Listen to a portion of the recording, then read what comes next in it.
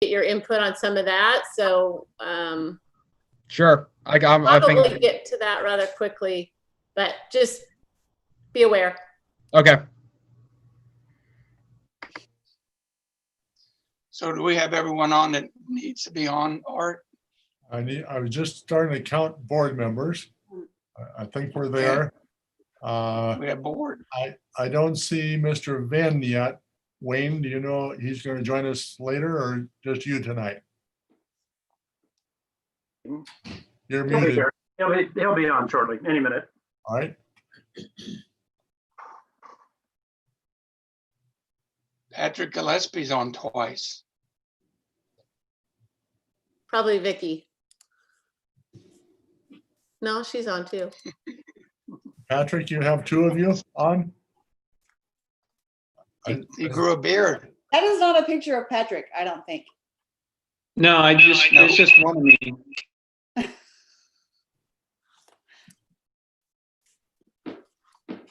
I gotta change my emoji. Oh,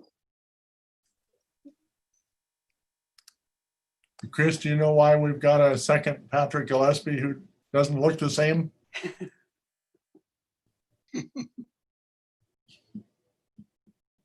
Now we've got three. It's me. I got to change the picture. You want to turn one of those microphones off, Patrick. I only have one on. something's going on. Yeah, there is a man in a car with glasses and a goatee that says Patrick Gillespie. Yeah. Been hacked. No, hold on. So I think, we could probably get started and he can work that out. What do you think, Art?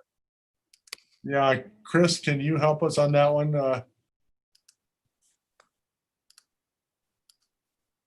He's still with us. We have a stranger. Okay, thank you. Yeah, I'll figure it out. Yep. All right. All right. Mr. Olson, it's all yours then. All right. I'll go ahead and call the January 14th, 2021 Peninsula School District Board of Directors study session to order. Let's please rise for the Pledge of Allegiance. Hey, Tyson, you want to lead us? Sorry, you got to. Sure. I pledge allegiance to the flag of the United States of America, United States of America. to the republic To the republic. and Which stands one nation one under nation, God, God, Okay. indivisible, with liberty and justice for all. Okay. Thank you. Bye.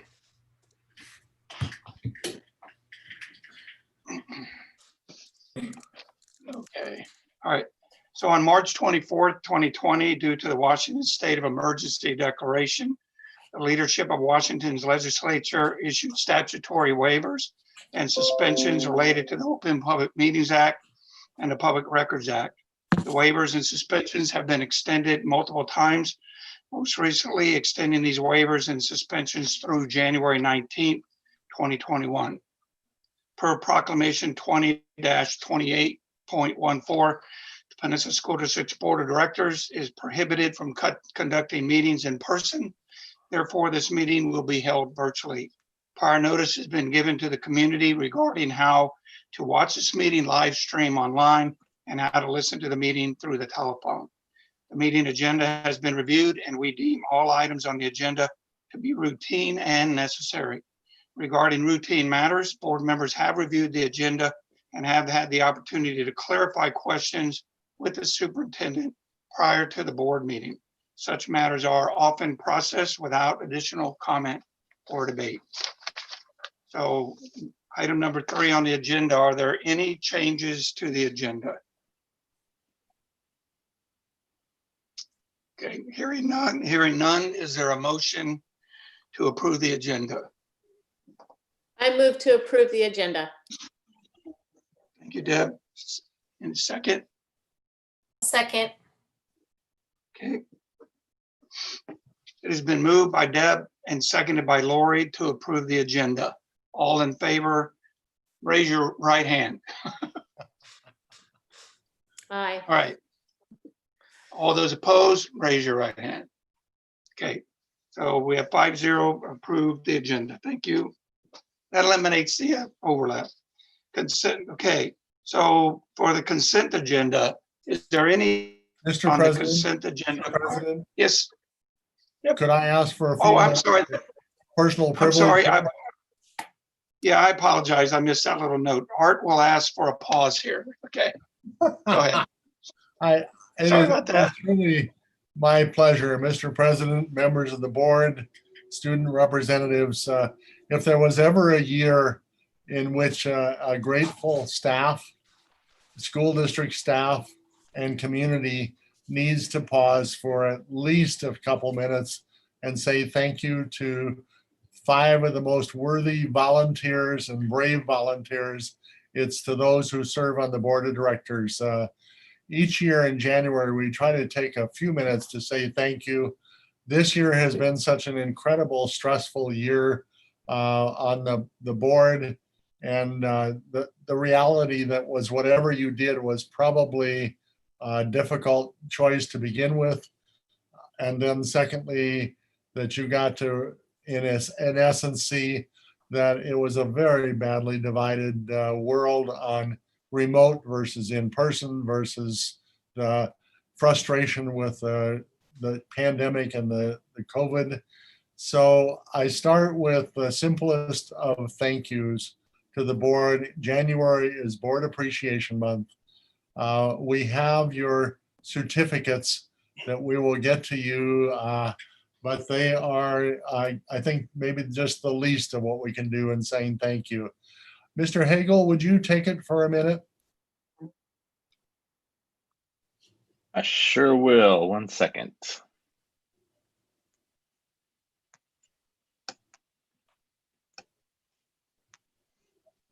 We have 2 videos for you. The first one from Evergreen Elementary that they would like to share with the board today.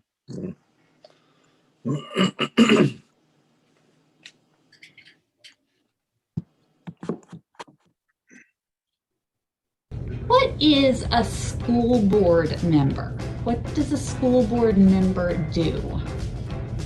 They read books for the whole class. Tells him what to do. It tells who what to do. The principal. So the school board tells Mr. Maxwell what to do. Do you think they tell him nicely? Clean the road to keep kids safe. To keep kids safe? Yeah, that's good. What That's else? Do you think they do anything else? No, I think that's it. It helps Mr. Maxwell by helping him watching the school.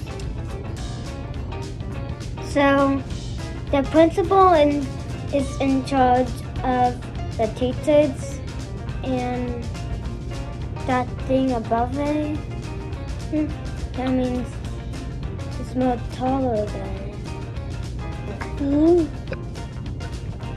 You think they might boss the principals around? What do you think they might say to the principals to boss them around? You have to go to do some different stuff. What do you think they ask the principals to do?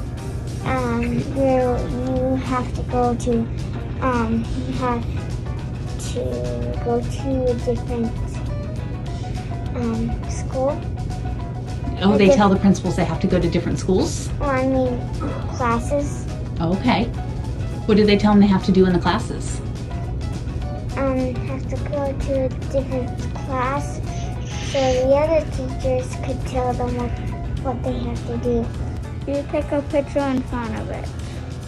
You take a picture in front of it? Okay, so it's like a board. And so who takes their picture in front of it?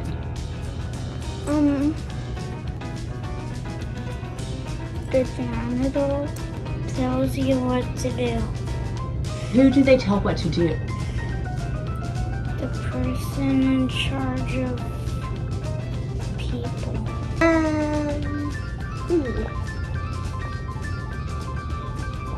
See how white people are? Try their best. And also does their best listening. thing have to listen to the teacher? The school board members have to listen to the teachers? Yeah. Yeah? Yeah, that's one of them. What happens to the school board members if they don't listen to the teachers? Oh, them, the principal or you. They help the principal. How do they help him? They help get mean kids. Oh, they help get mean kids. What do they do with the mean kids? They bring them to the principal.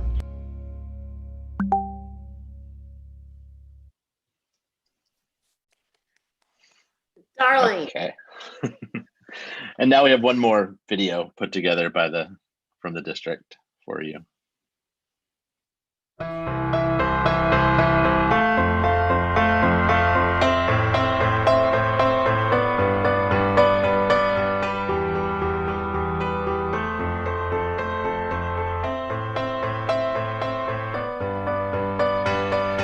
Hi, thank you for supporting our teachers and our safety. We appreciate you.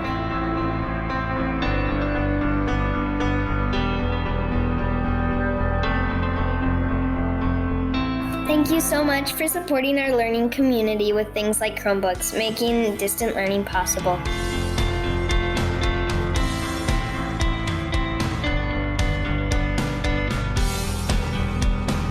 I would just personally like to say thank you so much for giving us Chromebooks, giving us materials, giving us cleaning, giving us masks, doing everything you can. Thank you so much.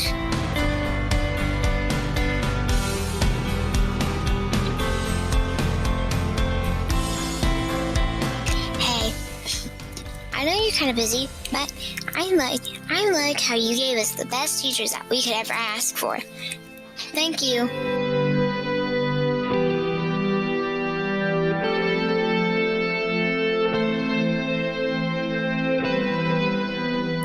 I know you guys are all about teaching and learning, so here's one of my facts that I know for sure. You are amazing.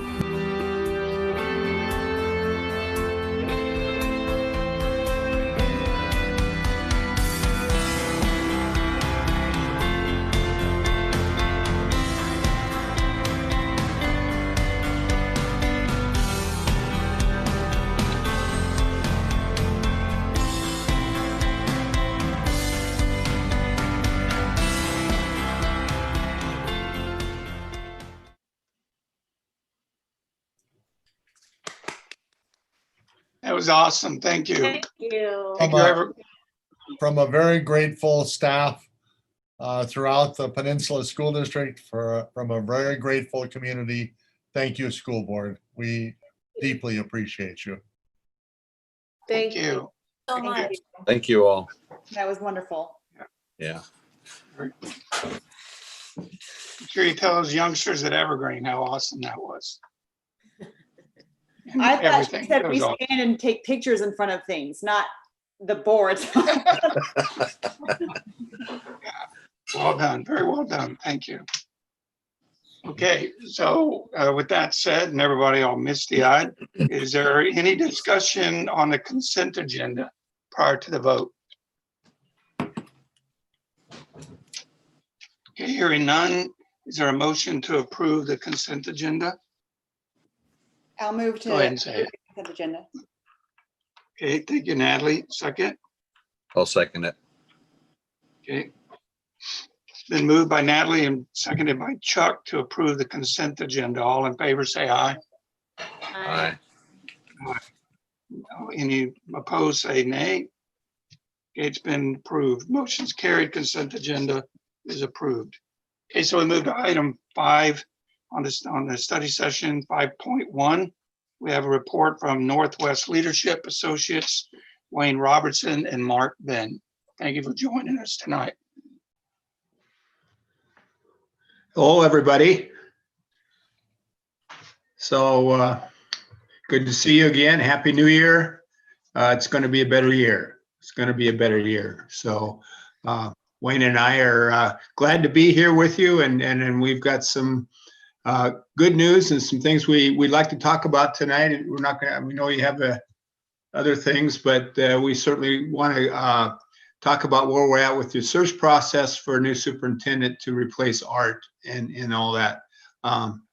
Just a side note, I think when you're a school board member, to see the kids say things like they did, and you could tell it's from their heart, and the people that were involved, you as a school board member, hopefully you do feel appreciated, because it is a job that does not get a lot of appreciation, kind of like being a superintendent. But congratulations and thanks for all your work. So Chris, could you bring up our agenda for tonight? Yep, 1 second.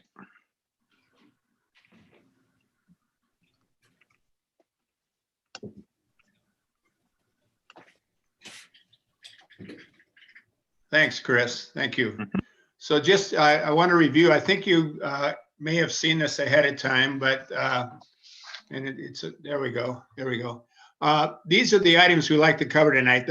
Item number 1 is really the first one. A lot of the other pieces, there's a few new things in there, but Wayne and I have kind of divided it up. And we want to make sure as we move forward here in 2021 that we're really all on the same page about what we're going to do, when we're going to do it, and what this whole search process looks like. So we've got some, can you bring the report up to Chris next, please?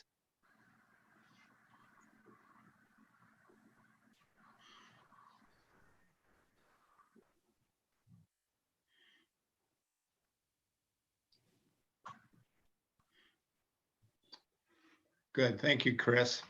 So I'll cover the first part here, if we can get it in focus. There we go. Okay.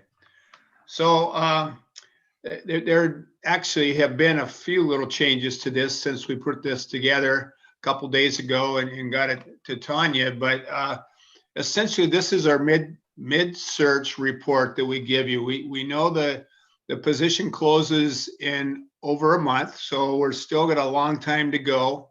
And we also know it's very typical, and David, you can remember from last time, it's typical to get a lot of applications right at the last minute. So to have 4 completed applications at this stage of the game, Wayne and I consider a real positive. The applications we have right now are 1 from a former superintendent in our state, 1 executive director from Colorado, 1 director from Idaho, and 1 chief of staff. That's not a military position. That's just what they call the assistant superintendent position in South Carolina. So, and if you look at the whole report we're going to do, you can see this is a national search. It's gone out nationally. We've had a lot of interest from not only nationally, internationally, people that have shown interest, and we've sent applications to. Now, does this mean they're all going to apply? No, we're still expecting probably around 20 to 25 applications for you to look at after the February 19th. But of the ones we've sent applications to, there are 11. And as of today, we think there'll be 12 current Washington State superintendents. The current out-of-state superintendents, they vary from people from Dubai to Iowa to Idaho to Oregon to Istanbul, Turkey to California to Utah to North Dakota. So there's a lot of out-of-state interest in your position, and that will be seen how many applied, but we expect a good portion of those will be applicants. Former superintendents, there's 5 that we've sent applications to, 3 from Washington, 1 from Oregon, 1 from Colorado. Washington State assistant superintendents and directors, that's usually the largest group in any search, and it certainly is here with 35. Out-of-state assistant soups, there are 4 that have expressed interest and we sent applications to, and Colorado, another one from South Carolina, Idaho, and California. We've had 2 principals that we've sent applications to that approached us about wanting to apply. And we're hoping that maybe they will apply. We have 1 non-traditional. This is a director of program and works out of Washington, D.C. So it's educationally related, but it is more of a non-traditional position that in a director position in Washington, D.C. They may not be there right now, but at one time they were in Washington, D.C. So breaking it down, it should be 23 female, not 22, 23 females and 45 males. Pretty normal breakdown, about half our applicants are female and the rest are males. A high number of people with their doctorates, considering the number of applications we sent out with 29. 11 minorities. This ranges from people, can be Pacific Islanders to African Americans to Latinx people. And so we figure we will have some minority representation in our applicants. Online survey, you guys rock. I tell you, this is the most responses we've ever had for a search. 753. We did a district over twice this size and didn't have nearly that many. But right now you have 753 responses in English and 1 response in Spanish. That's of the 13th, that's as of yesterday. So you knocked it out of the ballpark there. It really, as a board member, you got to feel good about that, but you also got to say, well, I've got to process all that too. I've got to at least read what people say. And we have a report. So later on in our agenda, Wayne and I are going to make a recommendation that you cut this off, this survey where we were going to the closing date, but a week early, we shut the survey down and we get the word out through Tanya and Amy that they'll be shut down and get that report to you. So you'll have a chance about a week before you start looking at applications to look at that. So we'll talk about that a little bit later, but it's kind of a no-brainer. That's a lot of responses. That is a lot of responses, and you should feel very good about that as a school board, and Art too as a superintendent. So are there any questions on our report here? You know, of course, the names are confidential. We do that, keep those confidential until you decide who you're going to move forward to interview as semifinalists. But are there any questions on any of these? I have one. Yeah, Natalie? You might have just said we're going to go over this later, but will we have an opportunity to start looking at those responses sooner rather than later? The applications or the responses? The responses. Yeah, we're recommending that we get sooner. We close the survey down a week before the job closes, and then we get that report to you probably Monday or Tuesday of the next week. So you'll have a whole week before you see applications to take a look at those responses. Okay, but we can't start reading through those now, what we have already? Well, no, not until we shut it down. Okay. Yeah, that's what you meant. Okay, yeah. So, you know, if you want to shut it down 2 weeks early, we're okay too. We still got a month to go, but we recommend that you shut it down early. That's a lot of responses to go through, and it's, you know, your due diligence. We suggest you look at the comments. That's the main thing, because it's going to, if you look at every breakdown, it's going to take probably an inordinate amount of time. So. And Mark, to confirm with that, you will all do a kind of summary of those surveys, but we'll also get the individuals so we can look at the summary and then go through each 753 responses to read the comments and whatnot individually. That's Okay. exactly right, Deb. Okay. Yeah. And my other question is, Mark, you have inquiries absent 68. So are you saying that 68 individuals reached out to you and said, I'm interested, send me the application? Or are these numbers that Mark and Wayne know this guy, so we're gonna, or this woman, we're gonna send out an application to them? It's a mixture of both, Deb. I would say that, you know, we told you before, we probably have 45 people that we had in mind to reach out to. And then the rest have contacted us. There's been a large number of people that have contacted us that we didn't have on our list. So there's about 20, 25 people that uniquely reached out to you. And, Correct. Okay. Correct. Yes. Most of the out-of-state ones reached out to us after seeing the posting. Many of the in-state ones we reached out to because they're people we've known and know of. Mhm. Yeah. Okay. Okay. And you mentioned this already, but obviously anybody applying at this point would be confidential. When is a candidate known that because obviously if it's a current superintendent somewhere, we want to keep them protected as much as possible for their current position. Well, when we finish the presenting the candidates to you, and we'll talk, Wayne will talk more about that later, but those 6 people that you want to move forward become semifinalists. Okay. And then at that time, if they're agreeable to being interviewed, that at that time it becomes public. The other candidates that apply, we don't announce their names. Wayne and I contact them and we basically tell them that you're not out of the search. The board has just decided not to move you forward. Because you never vote on a candidate until we get to the very end. So it's a consensus. Everything is a consensus that you do to move candidates forward, whether it be the 6 semifinalists or the 3 finalists. Does that make sense? Yep. Okay, good. Okay. Lori, I was just going to say, does Lori and Chuck have any? I don't have any questions. Haven't been through this before, but does Lori or Chuck have any questions? No, I'm very impressed. I like what I'm seeing. Okay. I apologize. My internet is down. I'm working off my phone.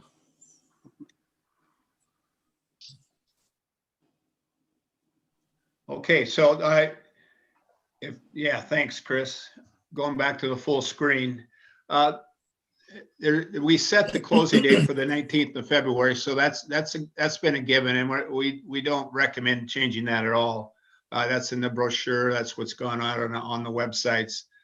But we told your community that it would close on the 19th. Wayne and I think that we should move that back to the 12th on the survey. So, and you brought it up already that you're going to need time to read these responses. And I think if we can get the word to Tanya and Amy can get the word out, we can let the community know that it closes on the 12th, not the 19th. And that way we can run the report like Deb described, and the report will get to you probably early that next week, and you'll have a whole week to process that. So we think that makes sense. That might be a standard we have for all our searches from now on. In this day and age of remotes and COVID, it seems like we're getting a lot more responses from a community on the online surveys, which is good. But it's going to take a while for the board. I mean, I think last time we had a couple hundred at Peninsula. I looked back the other day, we had a couple hundred responses. We thought that was good. You guys have hit a home run here. Your community has in responding. So it's exactly what we wanted, what you wanted, I know. And so is there any problem with moving it back to the 12th? If there is, speak up, please, or otherwise we can move ahead with that. Hey, Mark, I just wonder. As long as we notify, I think, in advance. I would think you have 750 now. I mean, you could get 250 or 500 more in the next couple weeks. It might make sense to back it off 2 weeks. You know, we don't want to read through 1,500 of them. So, well, David, we're totally okay. It's your call, but as a place to start, we thought a week early. But if you want to go 2 weeks early, it's up to you guys. Would you be able to tell us at the 28th? I don't know if you're going to give us an update at the 28th, but would you be able to let us know if we hit 1,500 so we can make that call to close it 2 weeks early? We could get a count as to how many hits we've had at that point in time and then make a determination if you want to close it 2 weeks instead of 1 week. You would need to give your community a heads up probably. I mean, the more feedback we get, the better. I don't care about how many we get. I think the better call is making sure if we decide that tonight, get the communication out tomorrow. So it was the 19th. You're proposing the 12th, and David, you're potentially proposing the 5th, which is 3 weeks from now. So we get the communication out tomorrow that it closes in 3 weeks. And I think that gives people adequate enough time to get that survey in if they want to. Then we are really the board's really has the opportunity to go through that in a meaningful way versus rushed. That would be my 2 cents, is that I'm less concerned about cutting it off than I am about allowing us enough time to process all of it, because I think the feedback is valuable.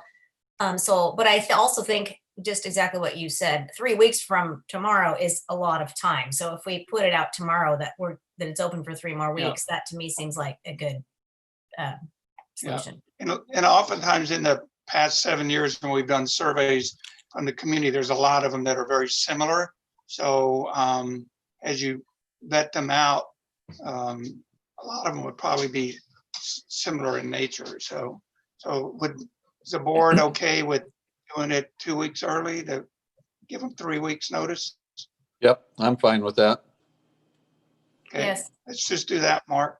Okay, yeah, we're good with that. I think that's smart on your part to do that, really. I think Wayne does too. So, yeah, we'll do that. We'll make sure, I know Tanya's listening and Amy probably too. So if they could get that out tomorrow and give people that notice, I think you're fine. You'll be good. And Okay. I don't know how many more you'll get, but that's a large number. It's really a large number. So, okay. Appreciate it. All right. Okay, good. Well, Wayne, you want to start out, talk about the screen meeting? One more thing on the survey. I think somebody made the comment that it's really not a lot of heavy reading. Some of the comments are very minimal. Some people don't do comments, and a few people really have something to share. So you do quickly kind of get a sense of it. You can get the themes and the gist of it. So I think you're going to be fine. And it's hard to believe you're going to get another 500 surveys, but we've not experienced this before, so who knows? I was going to say, I'm glad we're doing this tonight rather than last night, because my power didn't come on until about 10 o'clock p.m. and internet followed about an hour after that. So we got a break there. So I'm going to take the next 3 items, I guess, on the agenda. And I know regarding the screening meeting that's scheduled for March 4th, I know there were some conversations throughout the day. Consideration was given to another date. And my understanding is that we've come back to staying on March 4th, and that I think it's Lori will participate virtually, and that'll still work. We've done that actually before, even not with this sophisticated virtual. I think we did it with telephone conference call. So that can still work. A couple of things happened before that meeting. Shortly after the closing date, we'll have the files completed. Dennis Ray will send them either to us or to Tanya or to somebody in the district, and those will be made available to board members in a confidential manner electronically. So you'll have access to all the files, and we still think there'll be 15 to 20, possibly more completed applications. And the response is really good, and so you're going to have we want to get you access to those ahead of the March 4th date, so you've got time to read them and do whatever you want to do with them in preparation for that March 4th meeting. Another thing we're going to do, I think this was suggested at some point, is give you a summary of what we think the rank ordering or the A, B, C groups are, so that if you could very quickly maybe dismiss a candidate that we felt either wasn't at all qualified or something in their references made us think that you might not want to consider them. You wouldn't have to spend too much time on that particular file or a few of those files. So that would make a better use of your time, and you can spend it on the candidates that we would really be considering or most highly considering moving forward. So access to the file, and then a summary of our impressions of who the top candidates are and who the middle group is and who the maybe not quite ready for this position are. And that doesn't mean that you could feel differently than we do, but at least we'll give you our sense of it, and that'll give you a little heads up on that. So at that meeting on March 4th, you'll have had access, you'll have our summary, and we'll talk about any way you want to. Sometimes we start at the bottom and work our way up. Sometimes we start with the top candidates. We'll have vetted them. We'll have checked references. We'll have Googled them. We'll check their social media presence and all of that. And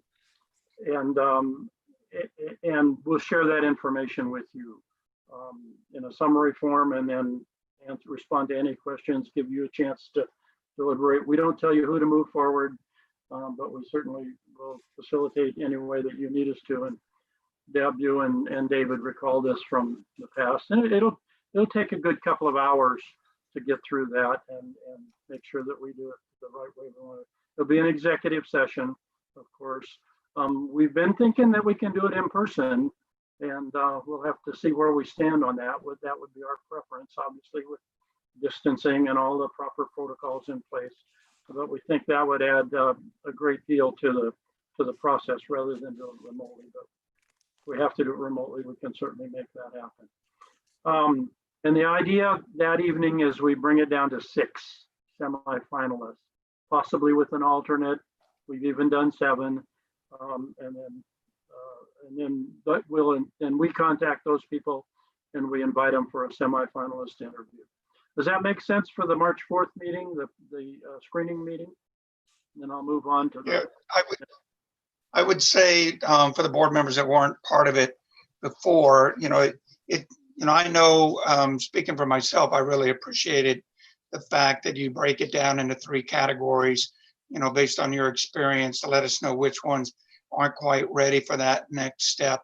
That it certainly does make things expedited a little bit. So I appreciate you guys doing that. But I think this board is pretty solid. So I think we could probably get it done in a couple hours. So Deb wants to add to that. Then we'll also spend some time that evening getting ready for the preliminary interviews. And those are scheduled for Saturday, March 13th. Ahead of that time, shortly, actually, probably in the next week or so, we can start working on interview questions for the semifinalist interview. And typically that's a 45-minute interview. It's a structured interview.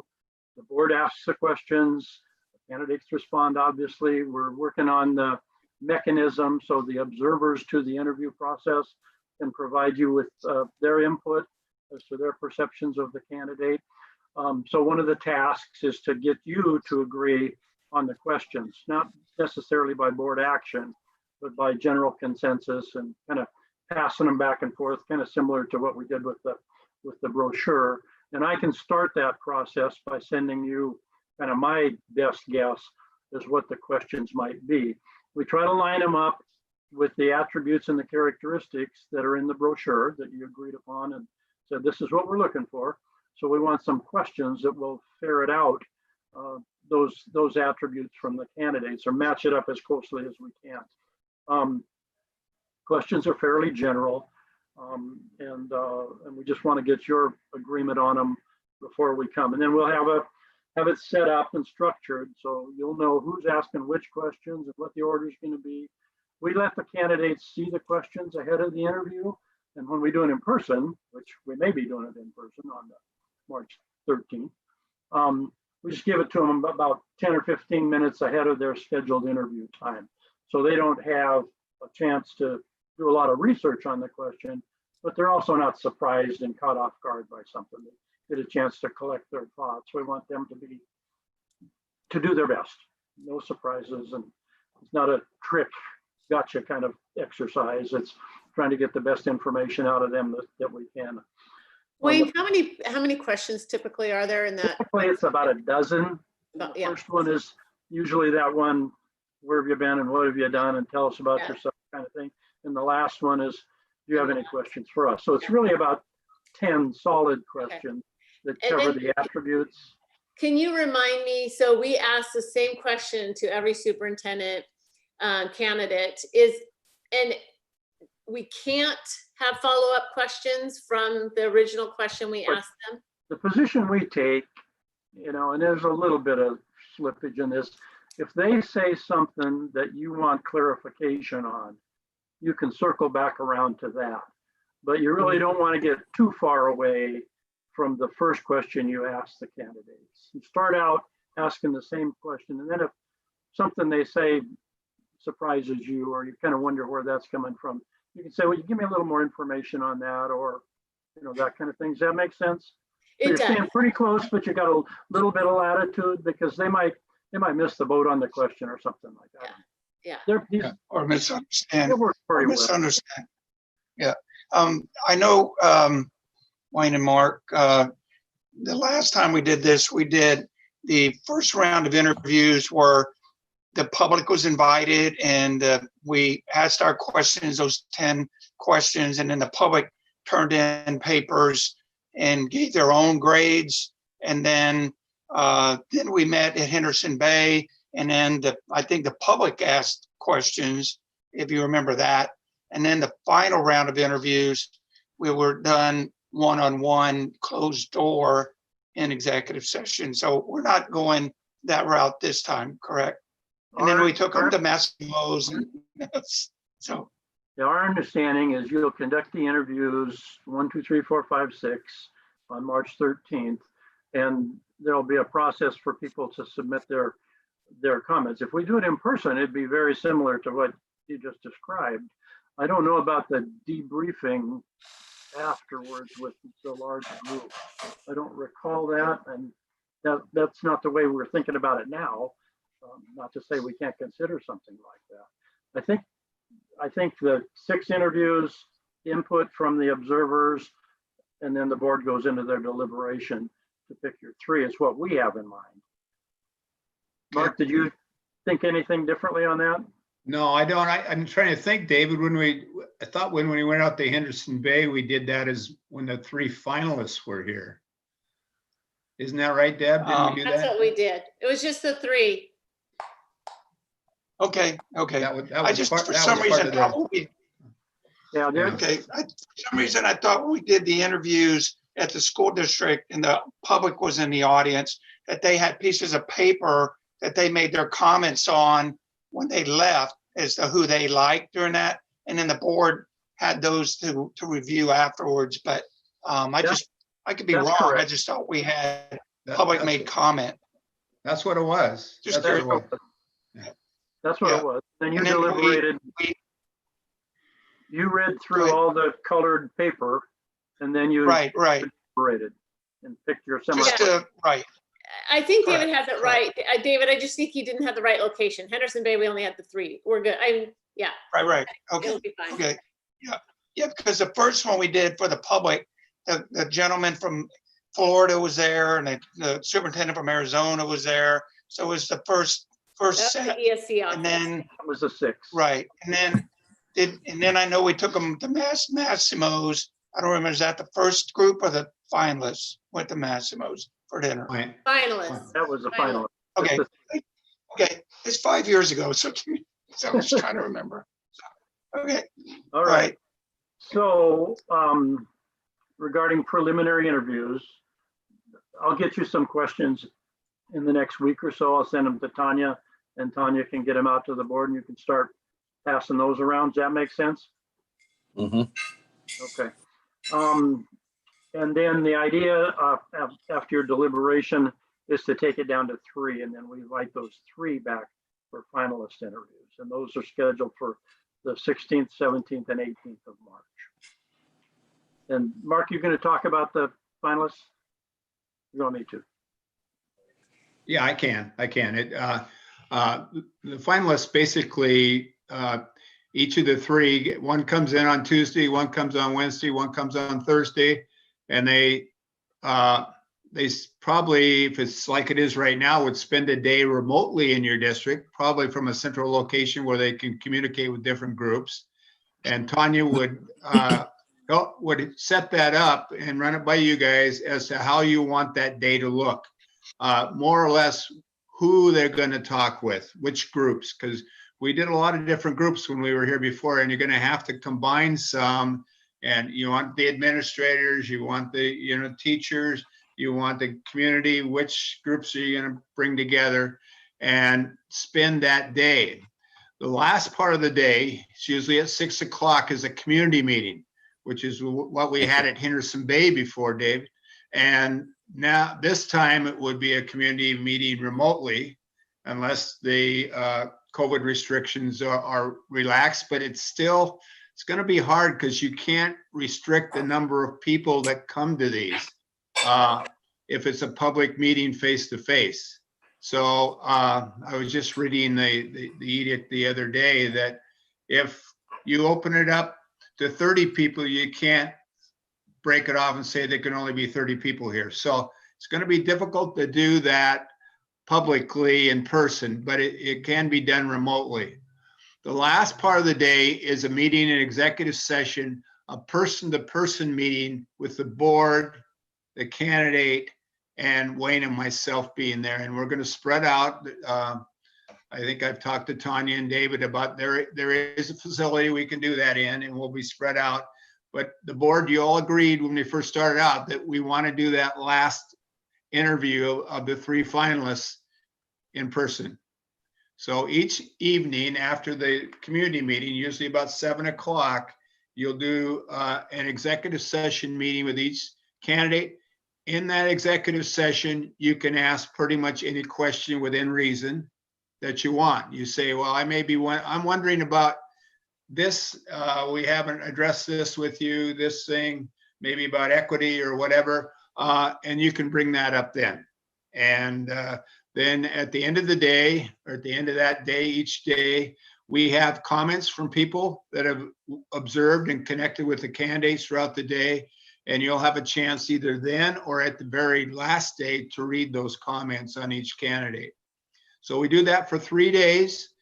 Your commitment is basically just that executive session interview, but you're welcome to be at, a lot of board members like to be at the community meeting because they can get a feel for what how the candidate works with your community in a public setting.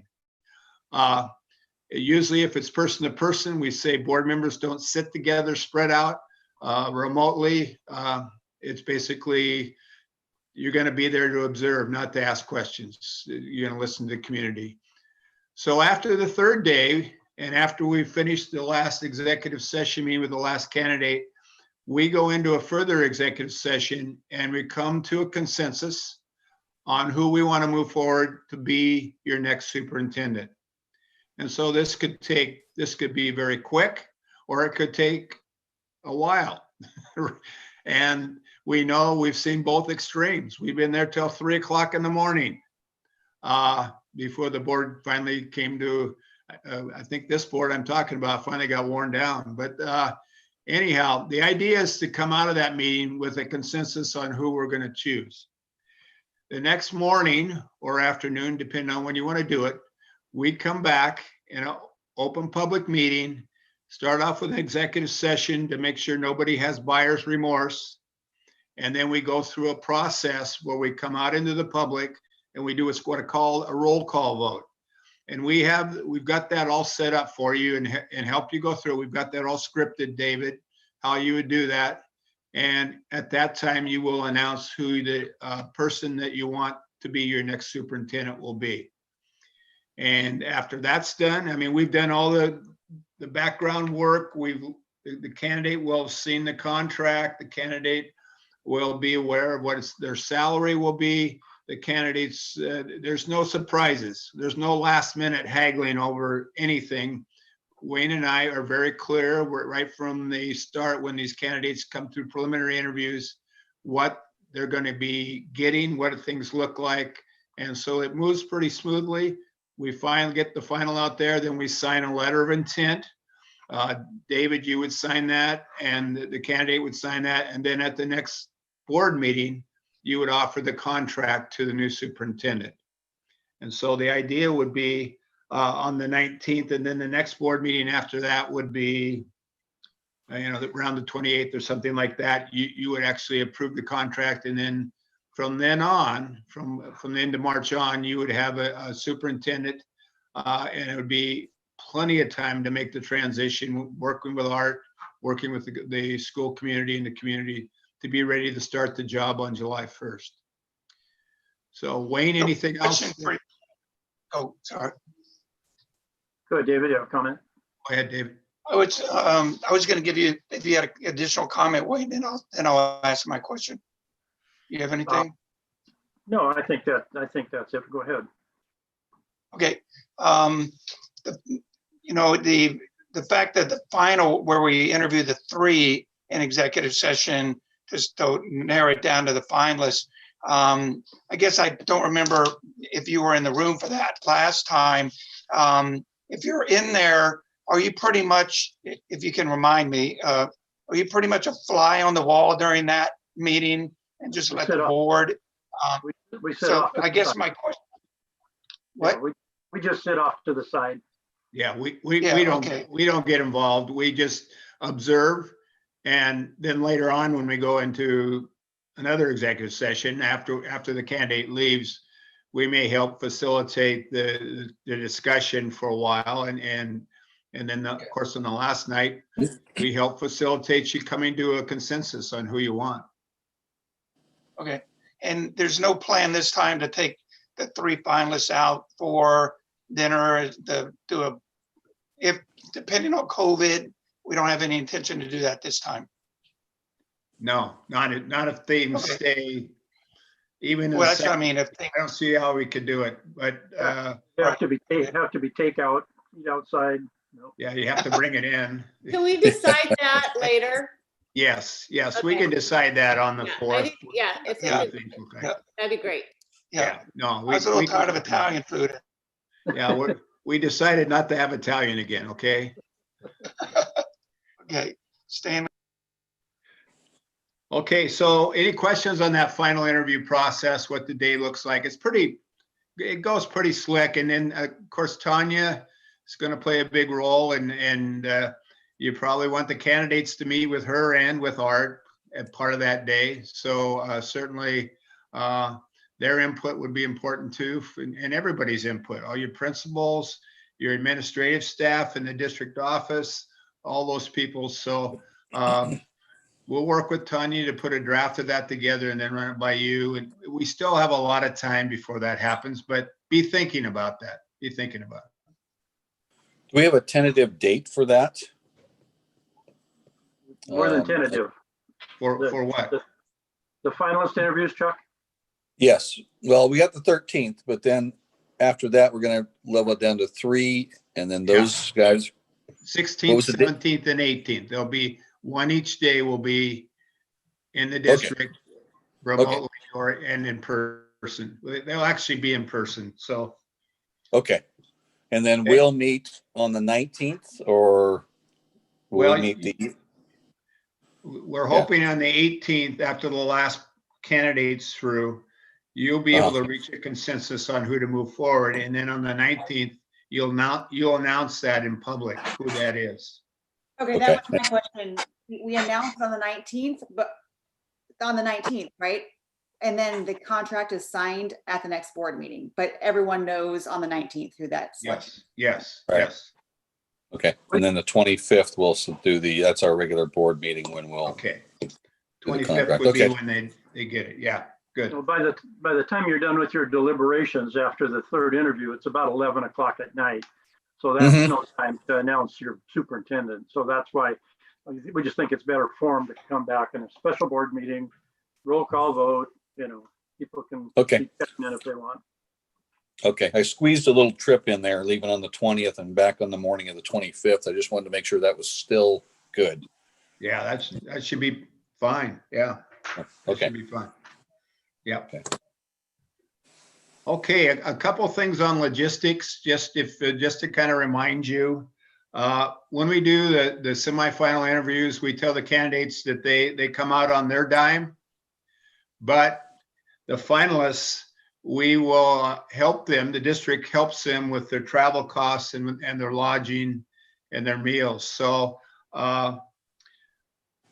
if you get somebody from Idaho, for example, there would be some costs involved for them to get here. Usually if we would probably let you know, and we would work probably through Tanya to make that take place. But there may be some costs with that, logistically wise, for the candidates when they come from out of state. Even in-state, if they come from Eastern Washington, there could be some costs involved. You want to talk about the contract a little bit, Wayne? I think, yeah, thank you. I think you've been doing some work on the contract, and I know from talking to Art that you've had some conversations about some changes to the contract. So I think what we're hoping is that by the time we have the semifinalist interviews, which would be March 13, that we'd have the contract all tightened up and ready to go, ready for us to share with those semifinalists. So what I guess we're wondering is that a possibility? Is that where we're going to be? Anything you need from us to make that happen? I don't remember having any discussions about the contract. David, I have that. So this is my bad. I have some suggestions that we received. You and I need to meet, and then we can roll that out to the rest of the board for discussion back and forth. But I think we've got ample time to pull that together. That's my bad, David. That's just an issue of transition. Here we go. We got that whole transition. Got plenty of time. Yeah. And I think, you know, with having had an interim superintendent for the time period that you have, it's probably a good time to take a look at the contract and see what you want the contract to be. You've given us a ballpark compensation level, but it's the language and the terms and, you know, tightening all that up. And so, what was your ideal date for having that? The 13th? If we had it by the 13th, that would be great. That way, what we like to do as we're done with the semifinalists is just share the contract with them and say, this is the contract. If you're invited back for a finalist interview, this is the contract. Any concerns about that? Of course, they want to come back, so they always say, no, it'll be fine. And that just seems to work out the way it's supposed to work out. So we've never had an issue with that. But the key to it is having that contract as we say goodbye to the semifinalists. The other thing that we ask them is if you're offered the job, will you take it? Because they're getting the impression of the board. They're interviewing you, you're interviewing them, and this is in the semifinals. So as we walk out or we talk to them as they go, if they say yes, we pass that on to you. If they are hesitant or say we don't know, or I have to talk to my husband or wife, you should know that. We tell the candidates, if you're going to apply for Peninsula or any district, you better be all in. And if they're not in at that point of the game, you guys need to know about that. Well, I'm the rookie here, or one of them, but I think that's a reasonable timeline. So defer to David and Deb on this one. Okay. Anyone else, Lori?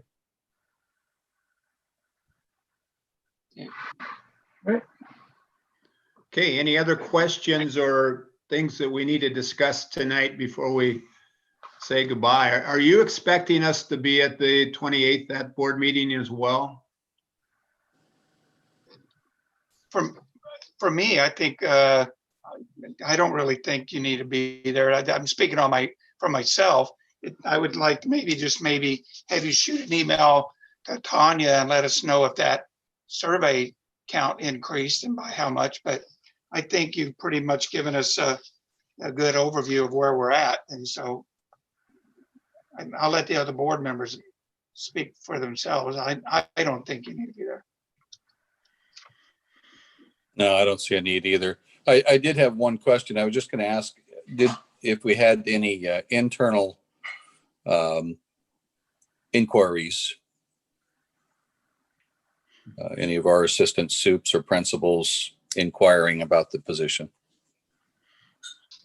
Well, part of the piece, Chuck, on this is that it's confidential, of course. Right. But I don't think we have. We've not. That doesn't mean we won't. We could. Yeah. So. Okay. It's just at this point in time, we haven't. Yeah. Okay. I'm good. Okay. Good question. Yeah, it is a good question. Okay, so we will see you probably sometime. Well, you'll hear from us. We'll communicate when before the job closes to get those the survey report to you, and then we also will get those applications to you. We'll update you, David and Deb. We'll update you probably just before the 19th on how many applications we have. We want to get you kind of in your mindset how many you're going to be taking a look at. So we'll give you an idea how many they are right before the 19th, before it closes, knowing that there could be a number coming in. One question boards have asked is what if they come in after the 19th? Is that a drop dead date? We're fairly flexible on that, at least for that weekend. But we said it's a little different world now. We used to require a hard copy, and we don't now. It's all electronic.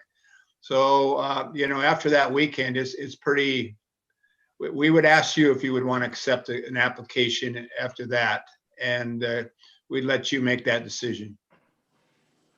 I would probably want to talk to HR and see what their thoughts are on that.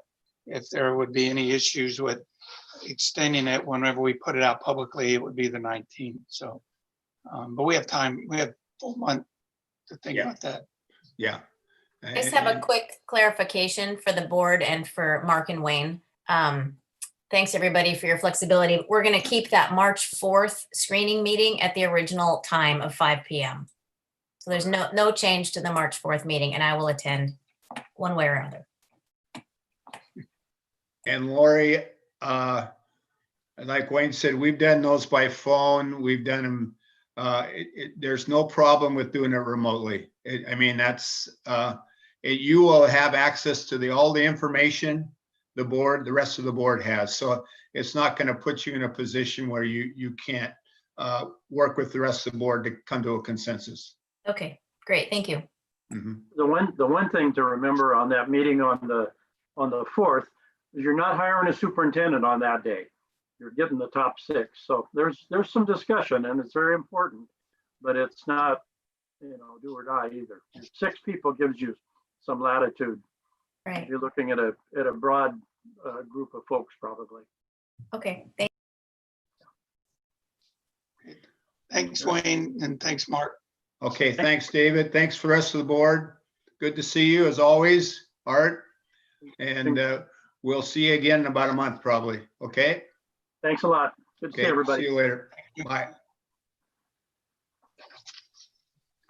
Okay, so next up is item 5.2 on the agenda. We have a report from the Capital Projects Department, Patrick Gillespie, and I'm sure Vicki and Jeff as well. Hey, how's everybody doing tonight? So I'll just kind of start, we'll go down the list here. I'll start at ES9. Metal and brick siding continue to be installed. The roof is completely dried in at this time. Roof shingles are on site and ready to be installed during a good weather window. HVAC, electrical, and plumbing continue to be installed throughout the interior of the building. Window frames continue to be installed, and they have started installing the glazing as well. Sheetrock is being installed at the admin offices and starting on the classroom wing. Some interior paint has started, just a little bit, but kind of fun to say that we're starting to get some paint in there. Artendale, steel erection is taking place in area B, which is the admin area. Metal roof deck is being installed in area C, which is the classroom wing. Concrete has been poured on the second floor deck of area C.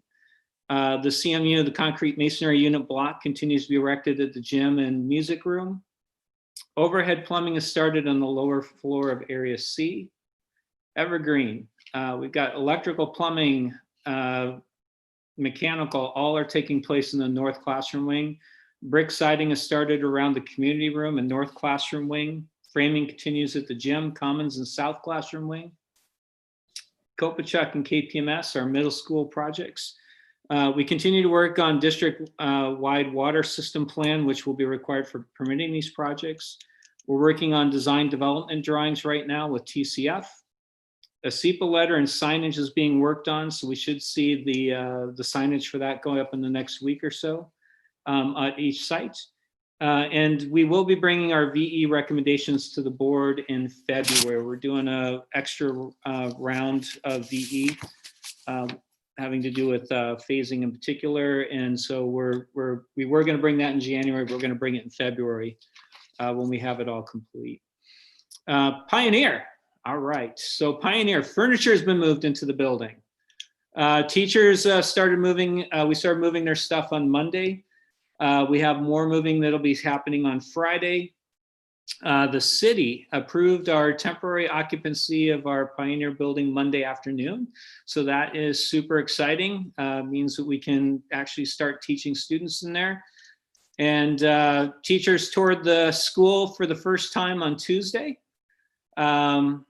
And teachers have started to set up their classrooms, and the contractor will continue to work on landscaping, play field, stair ramp to the grass field, exterior paint, and other items to complete this project. So we are a little less than 2 years from when the bond passed in February of 2019.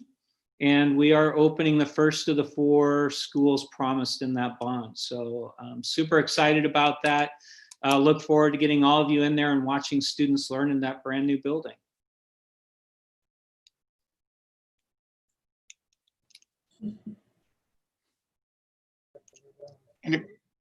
Okay, anybody have any questions for Patrick?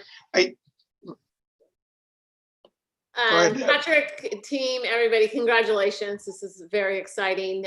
Wish we all could be together and give everyone high fives, but this is fantastic. I know I can't even imagine the amount of hair pulling and stress and all of that, but hopefully it's been paid off, but with how you're feeling right now. I know the teachers and students are as well.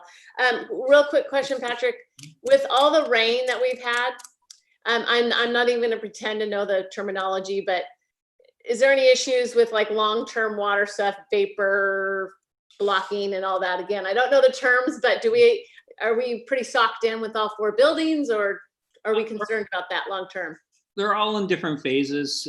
So we're good at kind of a interesting question. So ES9, we're pretty good. They're pretty dried in, and they're putting sheetrock in and starting interior stuff. So that building's should be good. Pioneer obviously is done, so that one's good. Artendale being a metal and concrete, they're just having to get some weather windows. You're good there. Evergreen being a wood building, it's not an issue. They are using some antifungal stuff, and that might not be the right term, but they spray it on the wood, which helps to keep any growth or anything. It's pretty common to do that. And so it's not really required to do it, but it's kind of an extra step that the contractor is taking to make sure that our buildings are free of any issues. Thank you. So, yep. Yeah, I texted Deb earlier. I walked through Pioneer. I was over at the district office this afternoon, and I said, well, I'm just going to swing by Pioneer. And so it was open, and I walked through there. And what a difference since the last time I was there in early December. And having been on the board for 7 years and failed levies and failed bonds and all the challenges we've gone through, I just walking through the building and seeing teachers in the classroom and seeing it almost there, I found myself getting a little misty-eyed. It was like really, really a cool day today. So we've come a long way. Yeah, it was super fun to see teachers in there and getting excited about their rooms, their furniture, the cubbies, the light systems, the sound systems, the graphic on the gym floor. You could go on and on. There was the skylights. One teacher went into a new portable at Discovery and was coming over and was just elated. So, and I know Stephanie is super proud of her building, super excited, and they're all scrambling to move in right now. So it's a super fun time for our students, our teachers, and definitely Stephanie over there right now. And Patrick, can you tell the board that like when you and I talked earlier about aesthetics, or some small things that Forma is going to continue to do even after the kids are in the school? Can you explain that to them just a little bit? Is next week it's not buttoned up and they go away. Can you talk a little bit about that? Yeah, there's so the temporary occupancy that the city gave us means that it's safe to have kids in there, and we're ready to go, and all the life safety things are in place. But there are punch list items and touch-up paints or little imperfections that we've identified, and the contractor will work to finish those up. As well as there's some exterior things that'll be happening. There's still some exterior paint with the weather windows that we need to kind of work through. Landscaping continues to take place. The grass field will take shape here. It might take a couple months. We need to kind of get through some weather windows there. Separate contractor, we did a separate contract, and Stephanie and her staff picked out a great play toy. So that should be showing up right around the 1st of February and being installed. And then the rubber surfacing, we're, instead of play chips, we're using rubber on these 4 schools. That will come by mid-February. So there's still things that have to get done, but you know, you can pull in the parking lot, you can park, you can walk to the building safely, you can learn in the building safely. And we're really excited about that. But there are a few things we still need to get shored up. A lot of stuff's happening right now through this weekend and up until kids will be in there. And then a lot of those things that don't get done between now and then will be done outside of school hours. The bus lanes and everything be open? Bus lanes open. Great. Parent queuing line, massive line for them to come in will be open. There's really nothing I can think of that won't be functional where, you know, the kids, the learning experience, the drop off, the pickup, all of that will be within the building will be really what you should experience from here on out. Obviously the recess, we have a great covered play. You know, that's exciting. And we have a nice asphalt area. And of course we have connectivity now to the turf field and the grass field. So they have, although they don't have grass right now, as we get into spring, they do have opportunities, whether it's a field day or recess, that they can take advantage of those. And it's really, I'm excited for the community as a whole, because the connectivity to those sports fields, although we weren't expecting to put those many parking spaces in, it was all code required. It really did help out, I think, a big part of our community with the access to all those fields that we've always been a little difficult to get to. So unintended consequence, but it's I think a lot of people benefit off of this one project. Patrick, this may not be a question for you, but I know we're going to have kids and teachers in there soon. Have we prepared the school for all of the COVID accommodations that we've made in all of our other schools, and making sure kids know directionals and 6 feet and the plexiglass, all of that's ready as well? We're not doing that. So I'm gonna spacing and all that. So I'm going to be a little careful on this one. So I know Stephanie was working on their COVID check-in station. I've got Candy and others that are involved in that. I don't honestly know the status of all those. So if I can just tell you, I know Stephanie's worried about them. She's asked questions and we're moving on. I just can't tell you the status of all, but I would assume that she's on it and she'll be ready for the first day of school with all those precautions and procedures that we have in place. And like I said, probably not a question for you. I can ask Dan and John later too. Yeah, if you don't mind, I'm just not as doing the capital project, kind of lost a little contact with that just a little bit as we move forward. So, but I know lots of people are on it. Patrick, that to your previous comment about that parking area there to the side and below the turf field, having spent a lot of time back there for different sporting events over the years, that area just looks first class. I mean, the way when you stand in that parking lot now, and I know it was unintentional, but I think from the vantage point of the parking lot looking backwards at the sweeping view of the turf and the school to your left and then the high school and then the tennis courts, it just looks really like one, professional first class complex. So kudos. It's amazing. Thank you. I appreciate that. And I had one other thing, sorry. Again, this may be communications, but because, public won't be coming into the building anytime soon, visitors and whatnot.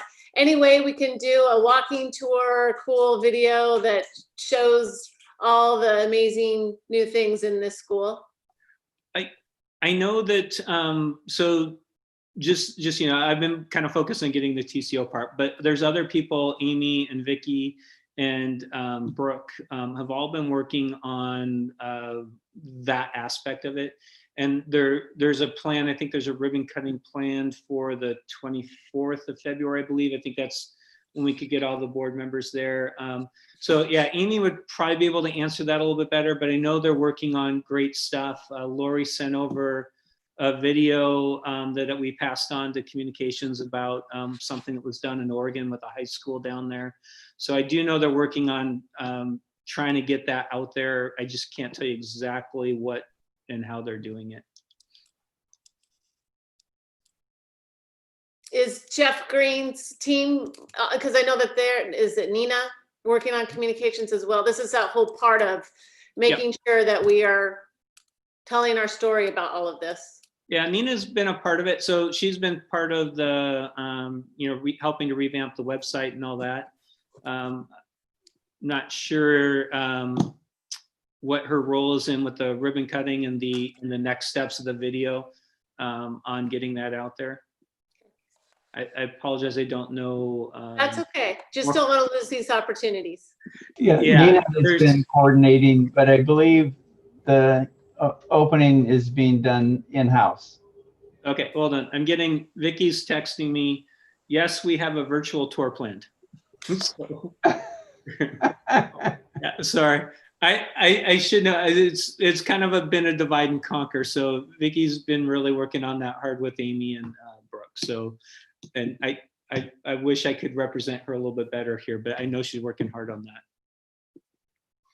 And you know, I want to apologize to Tyson and Connor. The last topic we talked about, the superintendent search. You know, most of those meetings are going to be, a lot of them are going to be an executive session, which you can't attend. But I want to make sure that you get an opportunity to ask Patrick any questions you might have about the new schools. So Connor, you have any questions for Patrick about the new schools?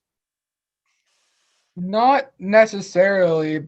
Well, okay, so I had baseball, kind of like we had our COVID kind of training thing today, and I was able to go up to the Gig Harbor High School and see the work on the new Pioneer, I believe is his name. That's its name. And I saw, like, it looked really good. Obviously, I haven't been up there in a while, so I haven't, it's a lot of new scenery, but it looks great from what I can tell. So I don't really have any questions all that much about it. No, but your parents will be able to pull up, park, and watch you right from their car to watch you baseball. That is true. I saw that it was paved and it wasn't just a dirt road anymore. It was really good. They can pull right up and watch you from there. So you should tell your mom and dad to stay warm and not do sit out there in the cold until at least springtime when it gets warmer. So okay, I'll do that.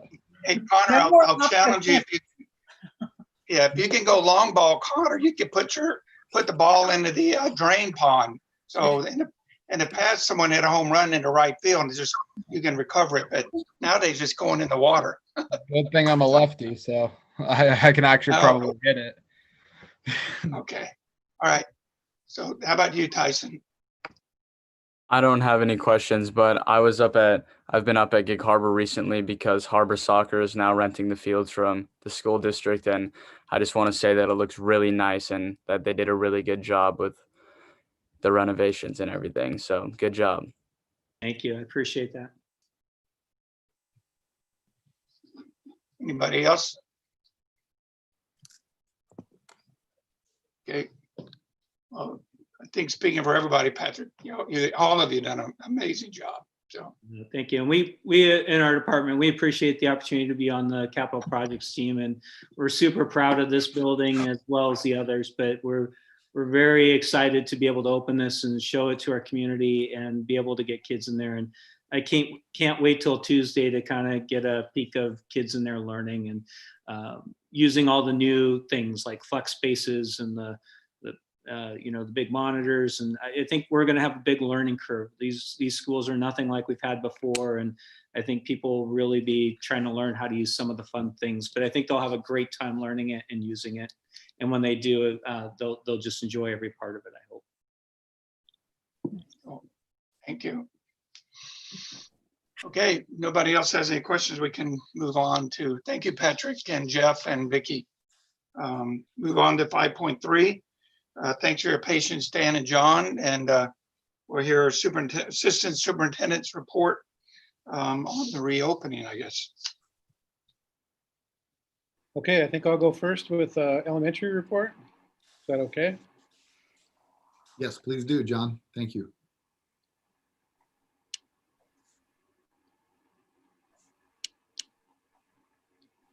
Okay. You see that okay? Okay. So first of all, I want to give an overview of where we're at with kindergarten through second grade. We have now, I think we're very proud to be able to say that we are coming up on our 4th month of 4 days a week through our kindergarten and first graders on campus, those that chose to be on campus. We asked for a semester commitment at the beginning of the year, and we just surveyed over the holidays to find out which families would like to switch their commitment.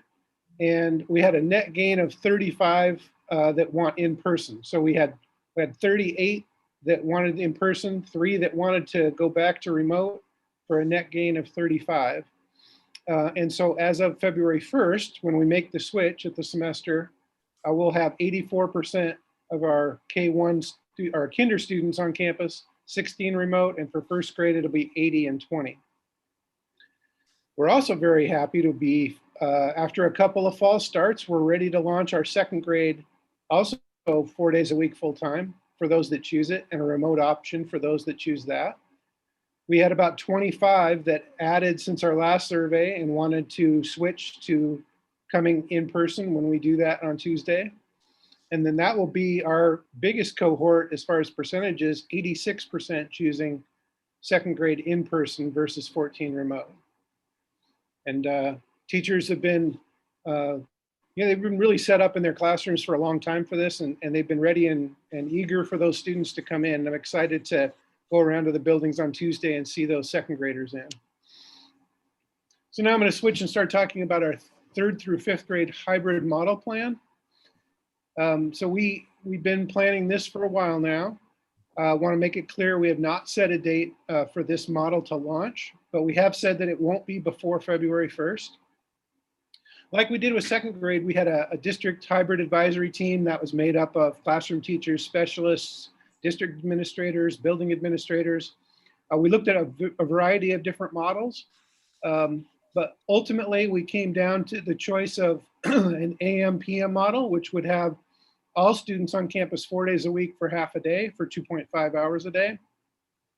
The main factor, when we looked at all the different priorities, it really came down to student contact. That idea of an A-B schedule where I'm teaching my kids all day one day and the next day they're not with me at all. They're doing completely independent work.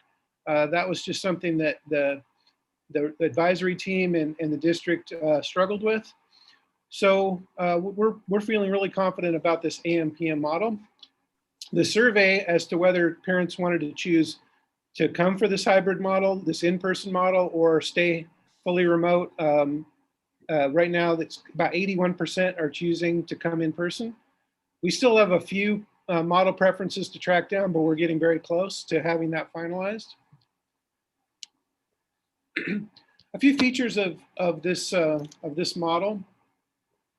One feature of this model is that as we start the day, so right now we've been doing our health checks in the morning. So our K1 students, they know the drill. They come in, they stay distance, they wait to get their temperature checked. They turn in their attestation form, their supervision, and they've got that model all down pat. But now we're going to be adding second grade, and then at some point we're going to be adding the 3-5 hybrid, so half of our 3rd through 5th graders. So we'll have a lot of students descending on the school in the morning.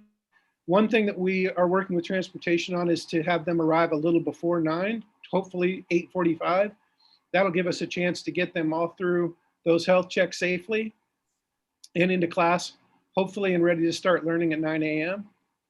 That 2.5 hours is really going to be kind of intense core instruction.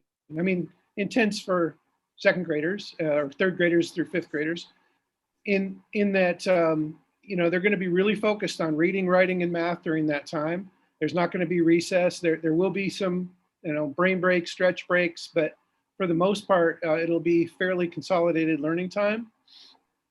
And then at 11:30, that group will leave. There'll be some cleaning and sanitizing, which we'll talk a little bit more about in a different slide. And then the teachers have their planning and lunch, and then they get ready for that second cohort to come in. One thing you'll notice here is that the transportation issue. We really struggled as we were planning this to figure out how to make the transportation work with the extra runs.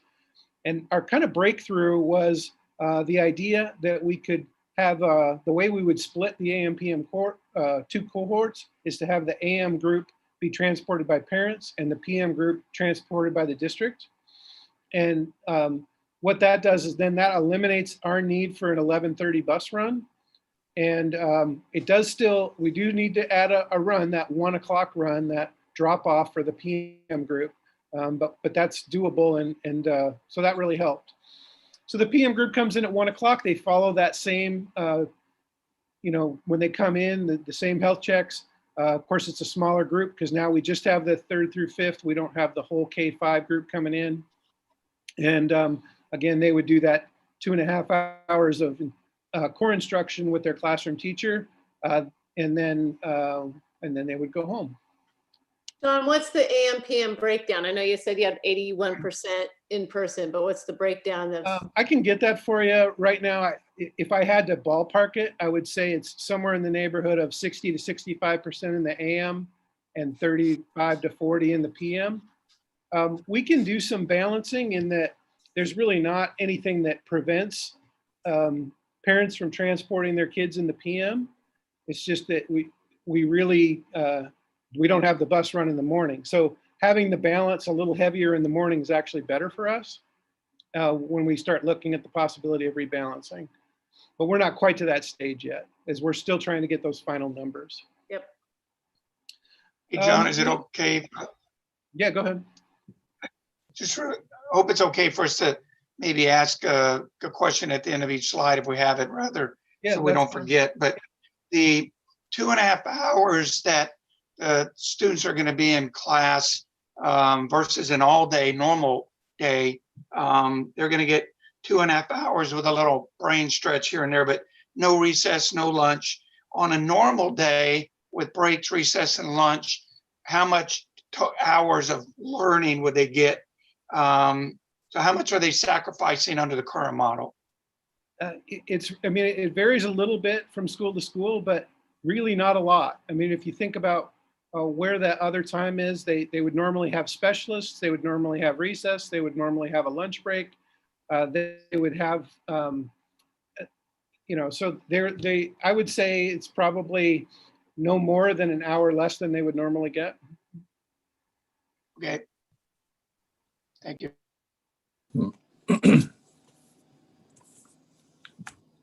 Okay.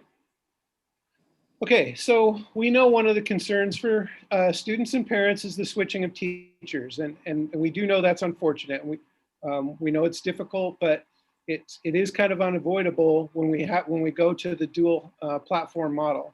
What we do is trying to limit that as much as we can. We know it's difficult to commit for an entire semester as to which platform you want to be in. But if we didn't do that and we had a lot of flip-flopping, then we'd have to do restaffing. And again, we'd have to switch students around and change teachers. So we try to limit that as much as we can. We're in the process of figuring out which students are going to need to get a different teacher assignment. We have to work through how we staff our remote cohort of teachers. That will include teachers who may be high risk and have requested an alternate assignment. So HR is going to be busy over the next couple of weeks trying to figure that out.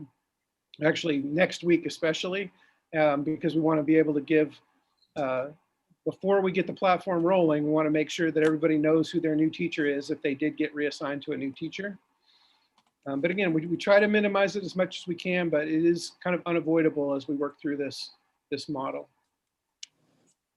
Okay, so start of the day, health checks and attestations. Again, we're going to try and drop off by 8:45. Each school comes up with their own plan for this. They work with their site council and their safety committee, and they make sure it's very clear to everyone in the building what the plan is, and they try to minimize as much, minimize the entrance areas, for example, so that you don't have too much area that has to be cleaned or could be risked. So they work on a process for their paper attestations as they come in, maybe a video. We'll try and communicate with parents how they can help by showing a video of here's how you fill out the form and here's how they can make it easy for the student to bring it to school and turn it in, and so we can get kids in quickly. They'll be working on travel paths around the school, again, to avoid that contact.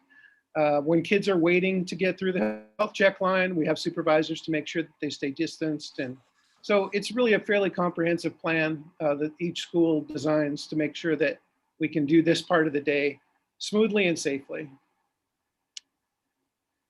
Cleaning and sanitizing. So, that's one of the concerns of the AM/PM model is you have a bunch of kids in a class and then they leave and then another group comes into the same room during the same day. And so what we'll do is we have a spray bottle of soap and water that the teacher will go around and spray all the desks at the end of that AM group. The AM group, the kids will then clean their desks and then they leave.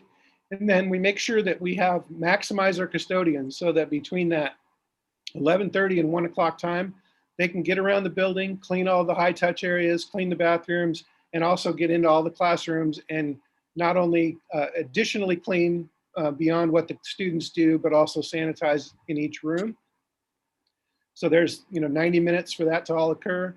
Then we get that next group comes in at 1 o'clock, and then at 3:25 we repeat this process, and then they can do the deeper cleaning in the evening.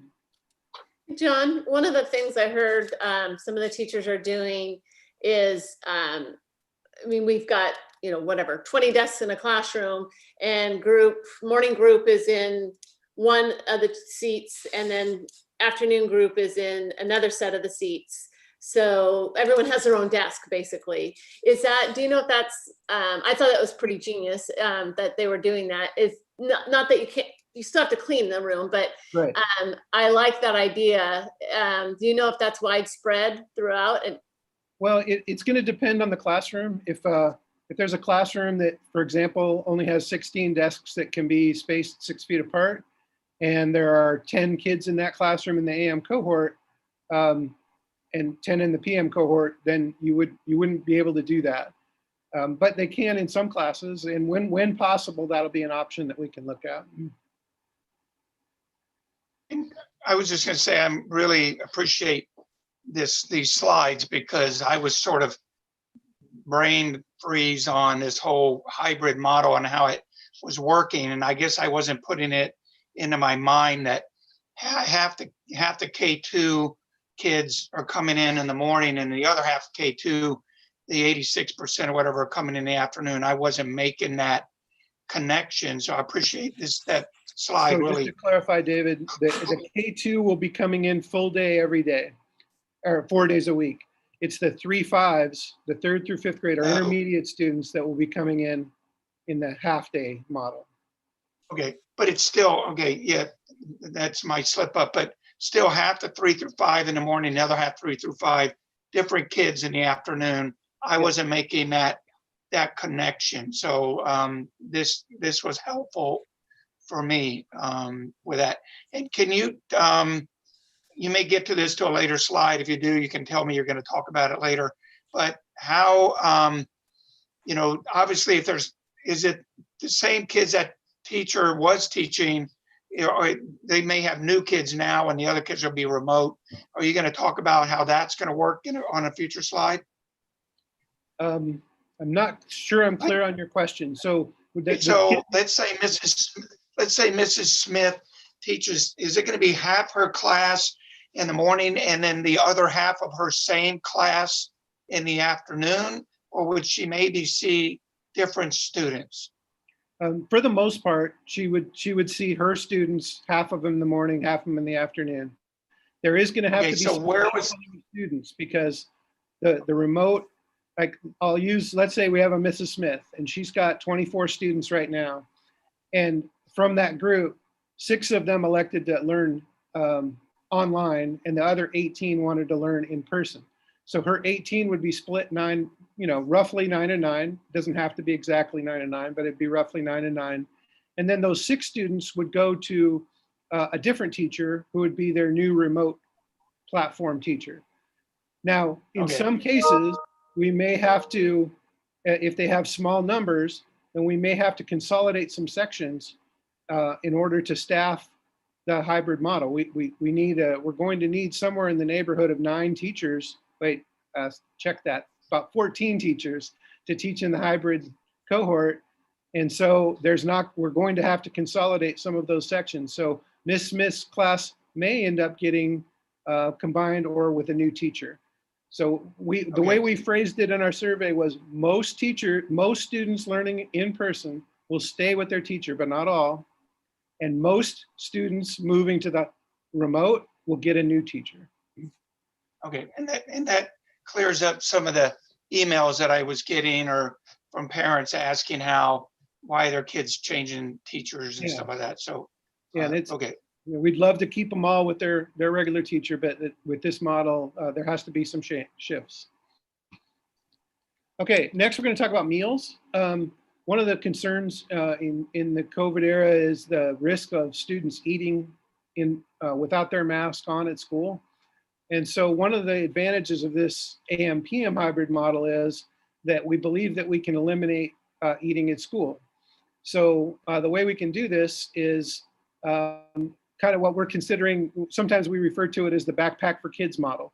So if you know about the Backpack for Kids program, you know that on Fridays, students take home what sometimes used to be a backpack, but mostly now is a bag with meals for the weekend.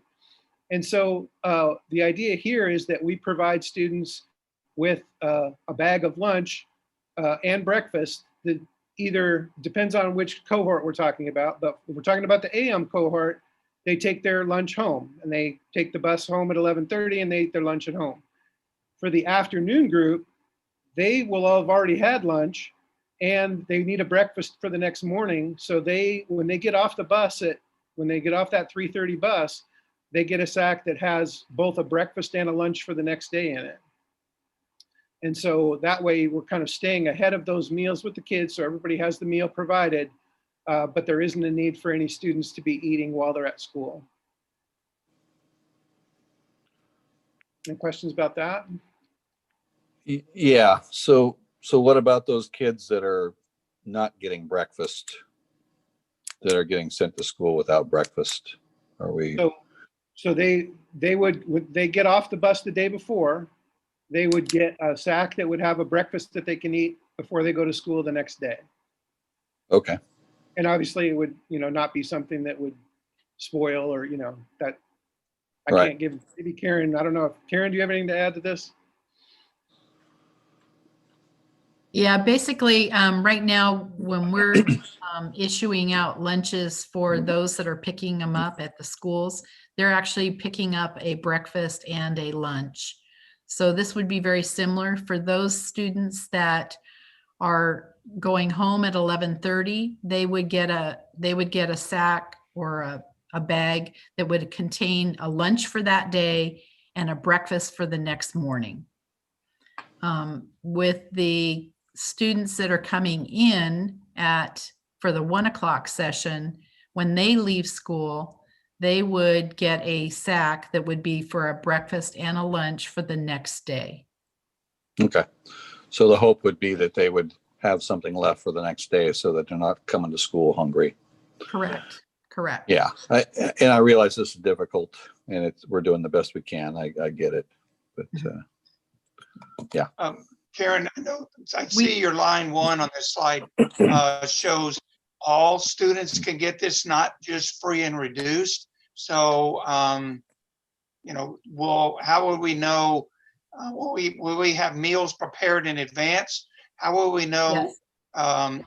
Okay, so we're going to prepare meals for every single kid, and if they want it, they take it, and if not, what do we do with the leftover meals? So Katie has a system right now. Katie Walters has a system right now where she kind of does a survey and she gets a tally per day. So she has a pretty good idea of what the needs are.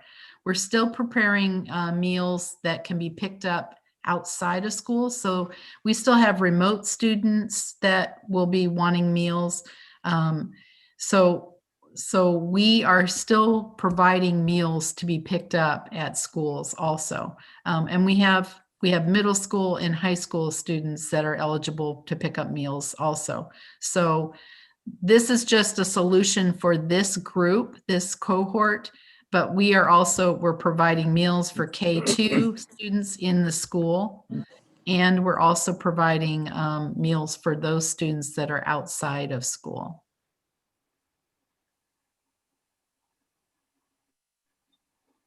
Does that answer? Okay. Yeah, Yes, thank you. yes, it did. Thank you. Thanks, Karen. Okay, home learning time. So if I'm an AM student, I leave at 11:30, I go home, I eat my lunch, and then I have an afternoon of learning still. So what does that look like? One of the important notes is that the classroom teachers are not going to be available. They're not going to be able to get on a Zoom with them or anything because they're teaching their other half of their class. But they will be able to connect via Zoom with specialists during this time. Each school is working on their specialist schedules. It depends. Some schools are bigger, have more specialists, and have a more complicated schedule to work through. So they're trying to figure that out because remember, we also have specialists who are teaching in person, their K2 students. So the specialists will not be teaching in person with the 3rd through 5th graders. Remember, they're going to be only in that 2.5 hours with their classroom teacher working on core instruction. So this is their time to connect with specialists is during their home learning time via Zoom. Our goal is to have at least one Zoom class per grade level per specialist. But again, we have to work through each school. We have to look at their schedules, make sure we're meeting the contract amount of planning minutes and making sure that our specialists are able to do the schedule that we're looking at. And that's again why each school is building their schedules. Then we have a follow-up and completion of activities. So maybe we just learned about, subtraction. And so now we're going home and then the students are doing some additional practice and work on that at home. And then that may be the activities and worksheets that the teacher gave, or they may be hopping onto their Chromebook and doing some iReady or other programs that help them work on those same concepts. They might be doing hands-on or project-based things like hands-on art. They might be, working with a group of 3 on their map project from their social studies unit, or they might be doing other asynchronous activities that are provided through Schoology for the students. So it'll be a combination of independent work, maybe some group work, project work, and also some Zooming with their specialists. Any questions about that section of the day? Okay. Then the question about Wednesdays. So again, they're going to be doing this model 4 days a week. And so what their Wednesdays will look like, it will include a Zoom session with their classroom teachers. So they'll do a session with both the AM and the PM group. They'll also be doing some Zooming with their specialists on Wednesday. This will also be a day that the classroom teachers can provide some extra support for those students who are struggling. This might be individually or in small groups. And there's time for independent work provided through Schoology for students as well. And we still have a lot of work to do. We're going to be meeting with the advisory committee to flesh this out a little bit more next week. And so more to come on what Wednesdays look like, but that gives you a little broad overview. And then I just wanted to note about student services. We have a lot of our students with IEPs who are on campus now. They may not be limited to the hours that we were talking about for the other students. It might be more than a 2.5 hour on-campus experience for them. For our students in our district level programs like options, their schedules are going to stay like they have been throughout the year so far. So that may not look the same for those students. And we'll make sure that we have plans for our LAP students, for our EL students, for our highly capable students, all of our special program students will still be meeting their needs. that concludes my part. So I can open it up for any other questions you might have. I have a question about, I know that we said this is not going to take place before February 1st, but that's pretty much where we are on timing. When will you identify the students? So we know now who's selected in person for the most part. When are you going to switch them over to that teacher? Is it going to happen and continue with that teacher remotely until we can go in person, or is it going to be not? No, they'll stay with their current teacher until we make the switch. We may inform them like we did with second grade. We told them when we make the switch. I'm getting an echo. Is that me? Okay. When we make the switch, you're going to have this new teacher. So in fact, in second grade, a lot of them had a chance to meet their new teacher before we made the switch.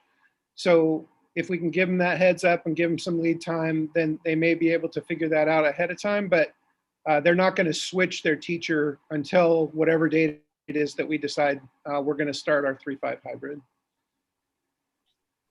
I'd like to piggyback on that question just a little bit. I know we're saying, I guess 3 through 12 won't come back to school before February 1st, which is a Monday, but I had heard some conversation around February 3rd, but who's to say we couldn't start school on February 2nd? So at what point will we say to our parents and communicate out that we're going to bring their kids back? Because, I mean, we're seeing 84% kinder, 80% first, 86%, which is almost all of them for second grade. So what are our surveys saying for 3 through 12? How many of those parents want those kids back in school as soon as possible? When will we be ready to make that decision to bring 3-5 and 6-12? Sorry, Dan, I'm getting ahead of you.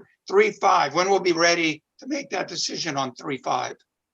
For 3-5, I can say that you know, we're watching the metrics. We want to make sure we do it when it's safe, but we know that we're going to let our families and our staff know at least 2 weeks ahead of time.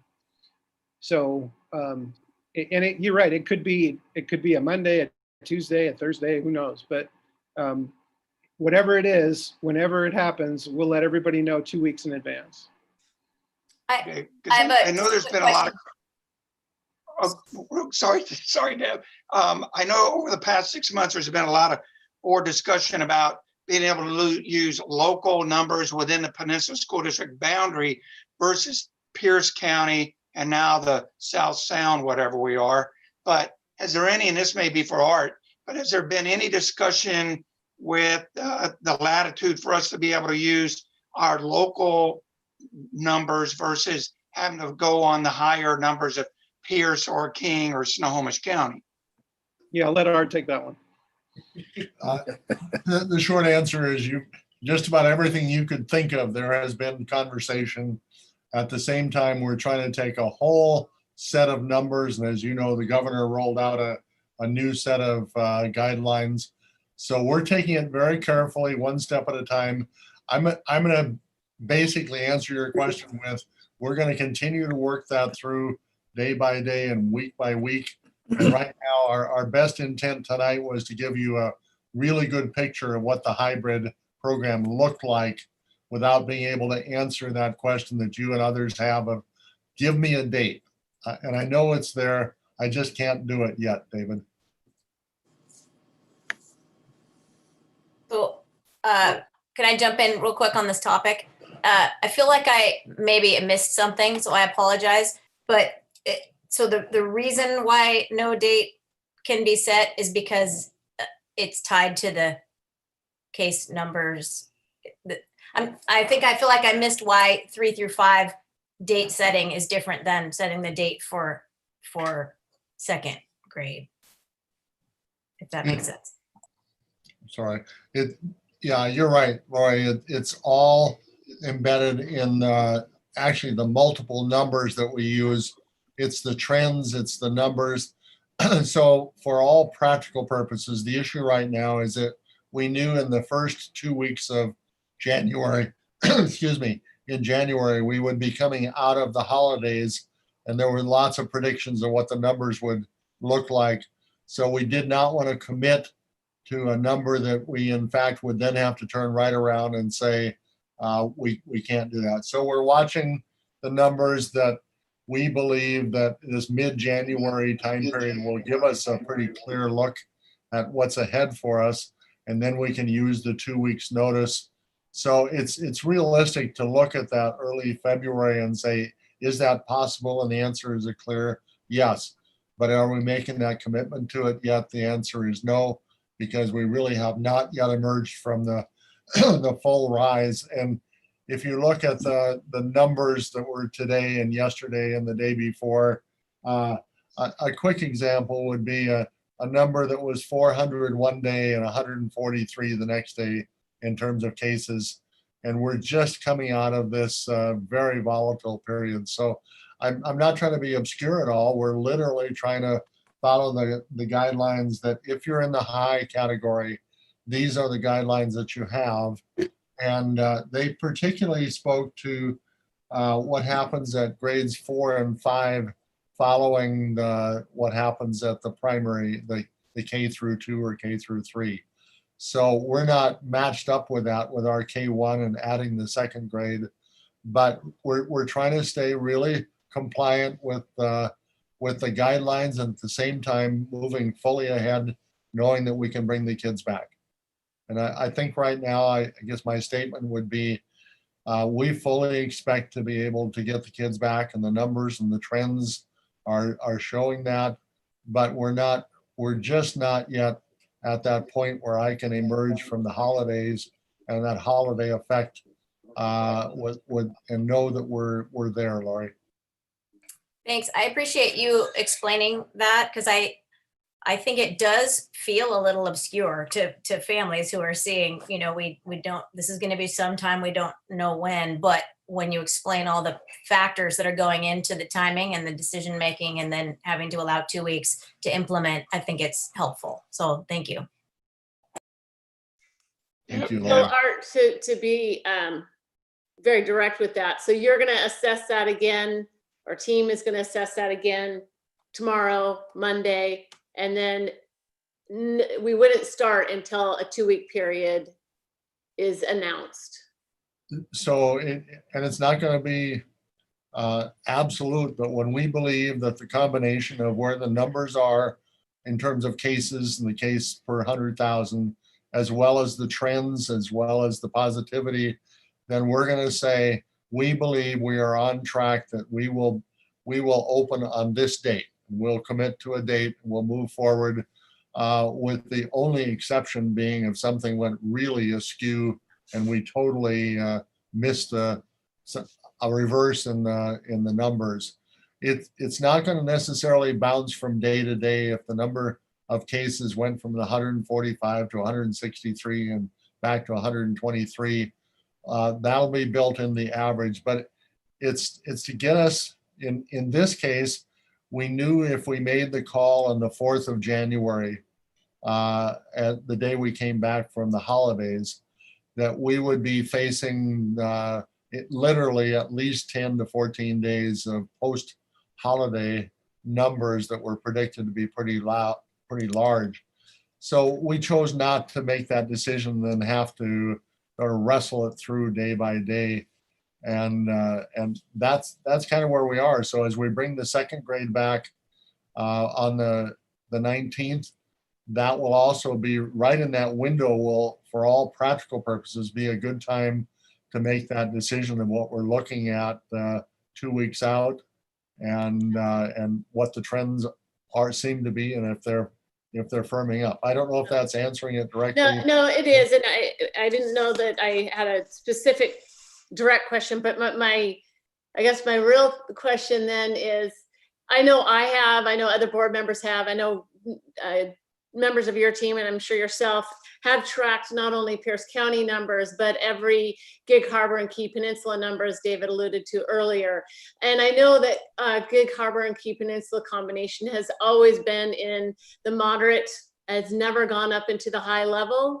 Is that something you're considering, Dr. Jarvis, or is it just the Pierce County numbers in total? The answer, really, the candid answer would be yes, we're considering those local numbers, and And there's kind of a safety margin there, but we're not trying to just take all the Pierce County numbers, Tacoma Pierce County Health Department, and set them aside either.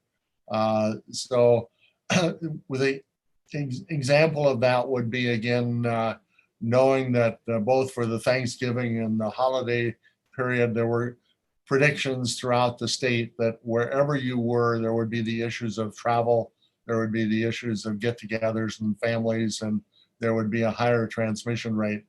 So we didn't want to say that we'll just look at the local numbers and we'll ignore everything else, particularly if they were changing markedly or going exceptionally high. And that's been the influence that I think I'm trying to describe to you, is that it hasn't been choosing just one over the other and ignoring the one. It's trying to really take a look at the whole trend and of the pandemic and what's happening, and then look at the local, look at the rate of positivity, look at the hospitalization rate, look at the ICU rate. And right now we're looking at, believe it or not, most of those metrics are definitely calming down, flattening, and dropping. At the same time, we had an odd count, I want to say yesterday or the day before. I think it published yesterday and it was from the day before, and then an immediate drop. So we're trying to really work that through in a way that doesn't ignore any of the safety signs and put us in a position of just totally missing it. I believe that we are relatively close to, if something doesn't change markedly, to being able to do just what we're talking about tonight. But I would say we're at least the better part of a week away from making that decision. Thank you. That is very helpful. Thank you. Real quick, and then I'm going to give others because I don't want to lose my train of thought. We're using the same numbers for K through 2 to bring them back to school. And I just don't know why we can't use those same numbers to bring the other kids back, and just plan on next week to say if numbers stay where they are now, we're coming back 2 weeks after that, which would then be 1 week after February 3rd, which would be February 8th. I guess I'm confused of why we can't use the same numbers that we're using to bring second grade back to bring the other grades back. I think I can answer that, David, if I may. One of the most major precepts built into the guidelines and reemphasized with the new guidelines was taking it a stage at a time. So you will see in the guidelines that basically it speaks to K3, K2, and then if you're successful and the transmission rates don't change, to move into the what in this case in the guidelines, the 4-5, we're doing it as a 3-5. And then it speaks to the middle school if in fact the elementary has been, because the science itself and the data itself says that our safest place is with our youngest children, and then it's less known. So talking to Dr. Chen again at midday today, all the Pierce County superintendents were meeting with him again in the Zoom. And he again emphasized that he's with us and trying to help us, but he's emphasizing that before you bring the middle school in, and I think if I were to read that, it would be prioritize elementary pre through 5 if they're not all receiving it, and then would come the middle school.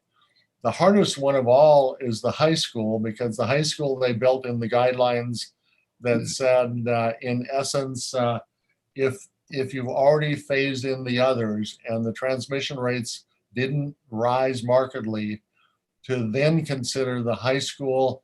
And they added a kicker that said they would like to see the numbers around 200 or less before the high school was considered, because there is some evidence that the high school kids, when they come, are not as isolated as the elementary kids from one from the other. And I don't mean that facetiously. I mean that they really are different. They are young adults and different issues. So the point I'm trying to make is that the entire set of guidelines and what we've tried to do is to respect the idea that we can phase it step by step, and we can demonstrate even our testing protocol and pilot that we did can demonstrate that no additional transmission occurred. We did not increase the rates. So it's a staged, safe approach to returning. And it's painful in a way because while we're being successful is the temptation to say, let's just bring them all back. But then we actually drop off when we do that, the most fundamental of the recommendations and the guidelines, and that is to take it one step at a time. So that's my best answer. There's a part of me that can look at it and say, and you've heard me say it, I think of our 6th graders, our 9th graders, our 12th graders, and I can put kids in a variety of categories. They need back. There's a whole bunch of them. As you look at the percentage and you look at 86% or 88% or 84% or 82%, we know that kids and parents want to come back, but we have to find a way to do it. The complexity of what John Helwig just described, I think, speaks for itself. It's an amazingly complex world to try to make that work, both for the kids and parents that are not ready to come back and those that are so eager to come back. So that's too much of an answer, David, but I'm trying to answer your question directly. Okay, Chuck. Any questions, Chuck? We How are about you, going Connor? to try to. David, I had one more follow-up questions for John, actually. Go ahead. Okay. John, you touched on this briefly, but could you give some more detail on the cohesiveness that we're going to have between a remote student and an in-person student and their learning experiences? I would like to think that they're going to be similar, probably different formats, but that they're learning the same things, and that both groups of students are getting the education that we want them to be getting. Sure, and I think that follows with what we've been doing with the K1. We have a scope and sequence for our ELA and our math and our STEM, and we have certain standards that our essential standards that we want kids to learn no matter what platform they're in. And we have opportunities for teachers across those platforms to collaborate. So that will continue. These teachers, the teachers who are in the remote have all taught in person. They've all taught with the colleagues that are teaching in person. And so they are tracking along with basically the same scope and sequence and pacing. Okay. Does that answer your question? It does. And as long as we're continuing to support those remote teachers, I know, they're kind of a new skill set in some ways. And it's as long as that team also gets the same focus that we're moving forward with. We also have specialist teachers in those platforms. And the one subject that we didn't do for the K1s and the 2s is PE. We provide some PE activities for them if they want it, but mostly focusing on those for the specialists in the STEM and music and art areas. We do want the remote students to have a well-rounded experience. I do have to say that I have been hearing some pretty amazing things that are happening in learning in our Ks and 1s with the class sizes. And that's something for us to learn from it, and pretty exciting that that's happening. In talking to teachers in the 3-5 part of that, one of the things they're excited about is we're going to be working with groups a lot of times in that kind of 10 to 12 range, mostly on the low end of that. And that's a pretty cool thing for teachers. Thank you.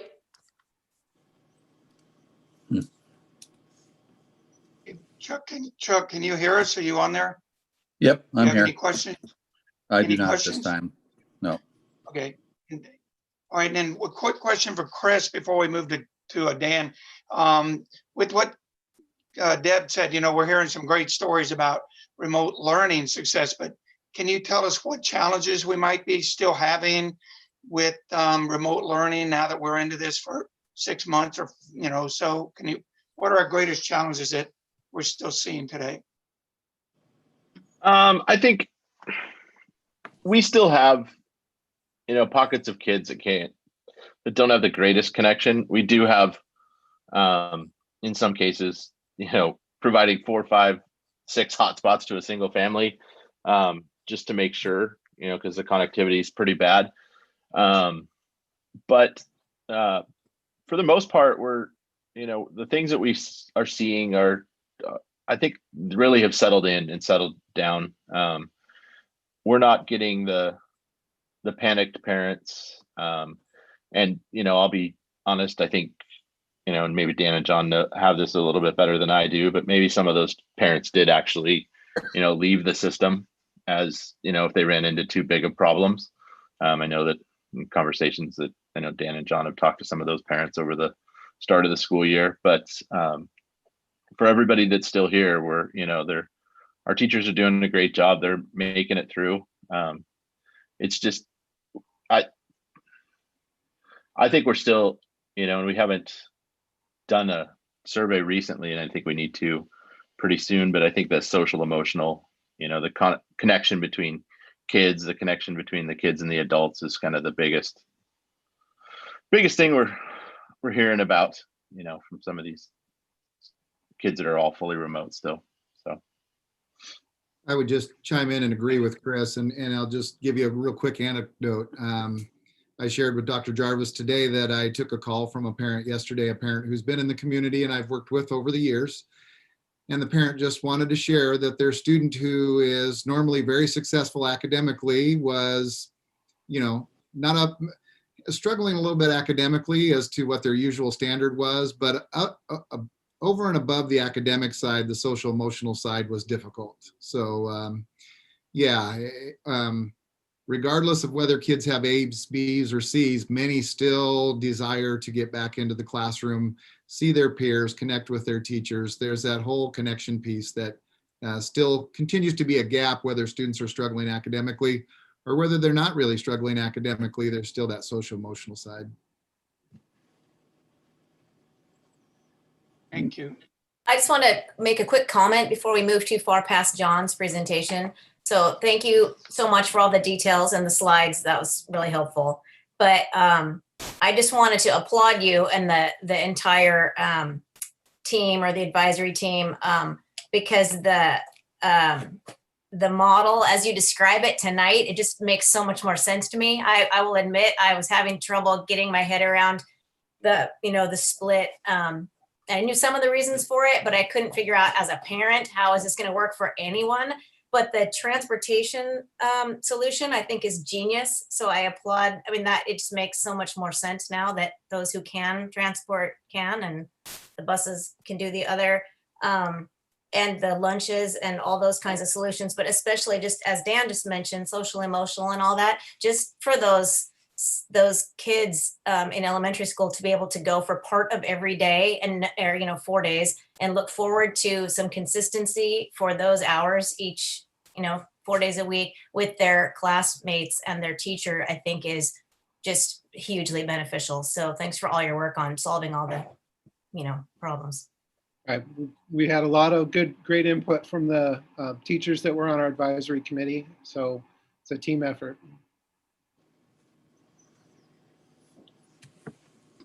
Okay, Dan, I think you're up.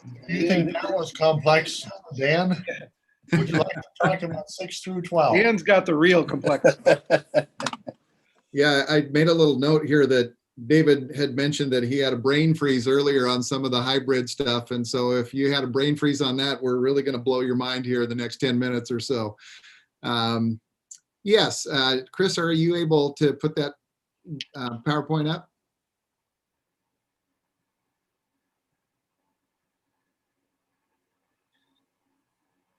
Thank you. And after David's comment about having the brain freeze and Lori mentioning that we solved all the problems at 3 through 5, I don't know that I can say we've solved all the problems at secondary yet. I don't know if John would say that we'd solved all the problems at 3 through 5, but we will continue to evolve and move forward. So let's talk a little bit about the secondary reopening update. Thank you, Chris. You can go to the next slide. As John described earlier, after we did K1, we did set up advisories for second grade return for 3 through 5, and then we also had a secondary advisory. That advisory was made up of 22 individuals, included teachers, counselors, school psych. So we had some representation from our student services group at the building level, PEA leaders, as well as principals and district administrators. And again, just a really solid team. I can't say enough about this group. They really listened to one another, were able to adjust their perspective based on what their colleagues shared. And it was just a great group to work with. And we are continuing to meet. And as Lori indicated, we're continuing to meet and try to continue to solve problems and complexities that come our way. The objectives for this group was to have an open mind and entertain a variety of possibilities as to how we might implement a hybrid program. We really wanted to make sure we were serving students, but I also put in parentheses there, just like we talked about, not only serving students with quality instruction, but also providing the opportunity to make regular connections with students. The regular connections along with the quality instruction would lead us to student success. Through the process, we reviewed a variety of options initially, and we're again trying to entertain a variety of possibilities.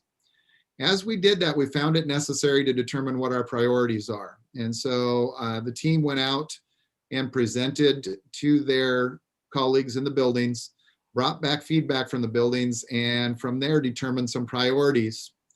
We looked at our options based on those priorities and narrowed it to 3. The team entertained those 3 priorities and narrowed it down to 2, and then pushed it back out for staff input, brought the staff input back, and made a decision as to what our model was going to be. Chris, you can go to the next slide, please. And so the model that we selected was a 6-period AB day with AB schedule with alternating days. And so what that means is students would be divided by last name alphabetically into an A group and a B group. The A group would attend school on Monday and Thursday, and they would attend all 6 periods on Monday and Thursday. And they would do at-home asynchronous learning on Tuesdays and Fridays. Alternately, the B group, which would be kind of the second half of the class, would be working at home on Mondays and Thursdays, but would attend school on Tuesdays and Fridays, and again for 6 periods. One of the things that the team looked at was we wanted to provide the most touches possible with students. And in this model, we talked about Monday, Tuesday, Thursday, Friday. The team also wanted an additional touch for every student with each teacher on Wednesday, and that would also provide an opportunity for additional instruction. And those would all be done from home. So Wednesdays are fully remote, done from home. Again, all 6 periods for a shorter period of time. This model provides students and teachers 3 touches per week for a total of 130 to 140 minutes of instructional time per week. And when I explain this, the timing piece, you're going to see some variations in time from middle school to high school. And I'm going to talk about a lot about approximations, because similar to what John talked about with 3 through 5, and when they change sessions, so to speak, there's some cleaning to do. We're going to carve out some specific time, but we're going to be flexible with that time. Number one, because middle school students don't need to travel as far as high school students between classes. And we also need to work into that transition time or those passing periods time to clean as well. So forgive the approximations. There's really some structure to it, but we're going to have some flexibility there around cleaning and passing and staggering passing times. Chris, go ahead and go to the next slide, please. So a day in the life of a secondary student, middle school or high school. And again, these are Monday, Tuesday, Thursday, Friday. So if I'm a student in an A day, I'm going to arrive at school either by bus or parent drop off, or if I'm a high school student, I might drive. Just as a little aside, we also asked the transportation question as to how many students would need transportation. we're seeing about 45% have indicated they need transportation, and about 55% would find their own way there, whether those are high school students driving or whether those are middle school students doing parent drop-off. We will have designated areas for buses. Those will be different than the designated areas for parent drop-off, and multiple health screening sites set up so that we can accommodate both the students coming in on the bus and the students who are at parent drop-off or driving. Those health screening stations will include, of course, the attestation form and a temperature check. Students will go to 6 periods a day, and those periods will be approximately 50 minutes. And if I was to share with you at the middle level, they're trying to carve out a little bit of time that I've got in purple there for flex. And so again, their passing periods are their cleaning passing times are a little bit shorter than the high school ones. And they've actually taken just a minute or two out of the instructional time to create the time for their 30-minute flex. And so if I was to go into a middle school schedule on this one, after arrival, the middle school students will go directly to their flex period. If you're at Copachuck, it's called PAC. If you're at KPMS, it's called Cougar Academy. At Harbor Ridge, it's called Prime Time. They'll be there for approximately 30 minutes, and then they will go on to first period for approximately 50, second for approximately 50, and so on. The high schools do not have the flex period, and so a little bit of a challenge that we'll be working on is how quickly can we get through the attestations and get on to our first period classes. What we learned at the elementary level is the first few days or the first week, we were a little slow, but then we got more efficient as time went on. And so we'll be looking to, again, learn as we go and create greater efficiencies as we go forward. There will be staggered cleaning and passing times. Site councils will be evaluating those cleaning and passing times regularly, and they'll be looking at safety as well as efficiency. And when we talk about passing times for secondary students, I know Connor and Tyson had both indicated in the chat they were quite interested. And so if you know secondary students, we want to generate a sense of urgency that allows them the amount of time they need to clean and to move. But with secondary students, if you have too much time, they tend to congregate. And so that's why we are going to ask site councils to regularly evaluate what they're seeing in the hallways in terms of student movement. If we're seeing that additional time and we're seeing students congregate, that's something we want to avoid. And so again, those staggered cleaning and passing times, we're asking those to become a regular site council agenda to be reviewed.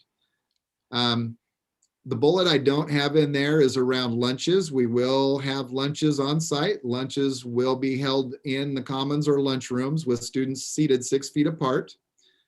Back in August, when principals were preparing plans for, at that time, dual platform, they had done some initial evaluation of how many students their lunchrooms could hold. They were looking at spillover into possibly adjacent gyms, and they were looking at staggering. So I wish I could give you more on that, but those are really building dependent. What I will tell you is we did some classroom visits today. And when we were out at Key Peninsula Middle School, they had some things set up and they were really evaluating how many students they could fit safely into their lunchroom. So there were some initial plans in place. Those are again being reevaluated. Principals are actually looking forward to the finalization of the survey so they can look at the exact number or the approximate number of students they'll have at each lunch. At the end of the day, we're looking, yes. Oh, I'm sorry. I thought you were getting ready to switch slides. I just want to ask a question before you move on. Sure, I'll hit the last 2 bullets, David, and then I'll give you an opportunity. Thank you. At the end of the day, we're looking at staggered dismissal times. Again, that's kind of penciled out a little more at the middle level right now than the high school, but we'll be looking at that. And again, evaluating how effective and safe and efficient those are as we go forward. We anticipate that class sizes will be between 10 and 14. Again, we're still, and that's an estimate, we're still awaiting some surveys so that we can really break that down and see where we're at, because as John indicated earlier about 3 through 5, depending upon how many students select remote, we will have to pull some staff into remote, and that may require us to collapse some sections at the high school level, which again may cause, similar to 3 through 5, may end up with some teacher changes. But we are estimating class sizes between 10 and 14. We did site visits today to 5 of the 6 secondary schools, and we'll follow up and finish up the 6th one next week. What we did today was we visited 3 or 4 classrooms and we evaluated what the capacity was. And we were looking anywhere from what we saw today, anywhere from 11 to 16 or 17. And so we think that's going to be plenty of space. Before we change slides, David, questions that you might have had? Yeah, I'm trying to avoid another brain freeze. So what happens on Wednesday? Half the kids are coming back Monday and Tuesday, and the other half Thursday and Friday. What are they doing on Wednesday? And does that go back to the touches that you discussed earlier? Is that what happens on Wednesday? It does, and we have a whole slide on that. I'm gonna, on my other screen. Okay. We're gonna get to that in 2 slides, and we'll cover that in detail. But those in-person days, again, the A group students are Monday and Thursday, which means they get 2 touches at approximately 50 minutes each. The B group students are Tuesday and Friday with 2 touches at approximately 50 minutes each. So you're looking at about 100 minutes of instructional time there that they have in person. Chris, let's talk a little bit about safety on the next slide, and then we'll get to David's question about Wednesday. Safety protocols, again, safety checks upon arrival. 6-foot distancing in the classrooms. I just mentioned we did site visits today to look at those, but also at lunches. Hand washing and sanitizing. What I would tell you is as we did site visits today, if rooms had sinks in those, we also keep a 6-foot distance from the sink so that students can regularly wash their hands, and there is a 6-foot distance around there. Structure around arrivals, structure around passing times, structures around bathroom use and rules around bathroom use. And a lot of these are going to be particular to each building. Structures around lunches and structures around student dismissal. And if I was going to share a little bit with you about what I mean, they will be different per building. For instance, one of our middle schools has a number of classrooms with exterior doors.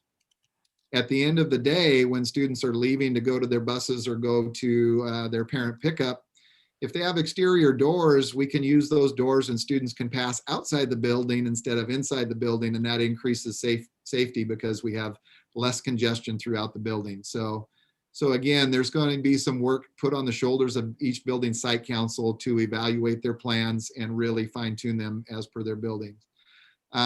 As you know, you've been informed anytime that we do have a positive COVID, and we will have consistent responses to any positive COVID concerns, issues that come up.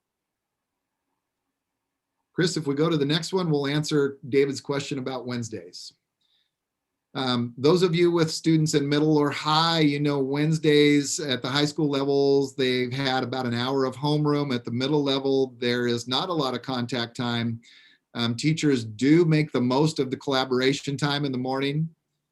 And if I was to piggyback on John's response to Deb's question, one of the conversations I had today with one of the teachers was around the value of that collaboration time, because it does give them the opportunity to talk about where they are in their standards and in their learning, so that we do have consistency from teacher to teacher at any grade level within any subject. That does expand from teacher to teacher at any grade level, any subject across the district, as much as we can possibly get those cohorts together across the district. So we still have the 90-minute collaboration time each morning.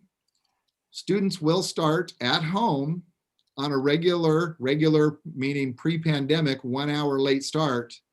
At the middle school level, those students will go to 6 periods of approximately 40 minutes each on Wednesday. So they'll connect with each one of their 6 teachers through Zoom on Wednesday for approximately 40 minutes. We do not want to have them have too much consecutive screen time. So we will be building some passing period breaks in there.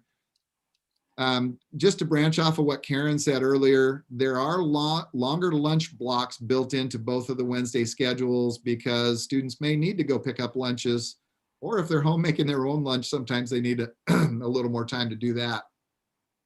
And their day will end at the regular end time as they would on any other pre-pandemic Wednesday at 2:45. So for the students on Wednesday, it's quite similar to the schedule they had pre-pandemic when they were in school. The only difference is they get that touch with teachers for 40 minutes each, and they're doing it from home on Zoom. Dan, I appreciate this extra explanation of this, and it, even with the board here, it was a little confusing. I would say that this is something that hasn't been understood by our community. So parents don't understand that this is what Wednesday looks like. So just an FYI. Yeah, I appreciate that, Deb, and we'll do some additional communication and clarify some of these. We've finalized some of this most recently, and some of the challenges is when you put information out, there's only so much you can put out and they'll read in one sitting. And so we'll continue to push information out with greater detail. Similarly to the middle school, the high schools will have teacher collaboration time, a similar day to what they had pre-pandemic, where they start at 8:30. The end of the day there is incorrect. That's my typo. That should be 2 o'clock. I was going to ask about that. Learn to copy and paste and then go back and review is what I should do. The high school periods will be a little shorter. They'll be approximately 30-minute periods, because they are going to maintain some time for homeroom where they're doing that SEL as they are similarly now. And they're also going to couple that with some student support time, so that students that need additional support are students that are struggling. We've talked before about students who are getting D's and F's, and we've talked before about finishing up incompletes. We're building in some time for an additional touch outside the 30 minutes for those students as a part of that larger block as well.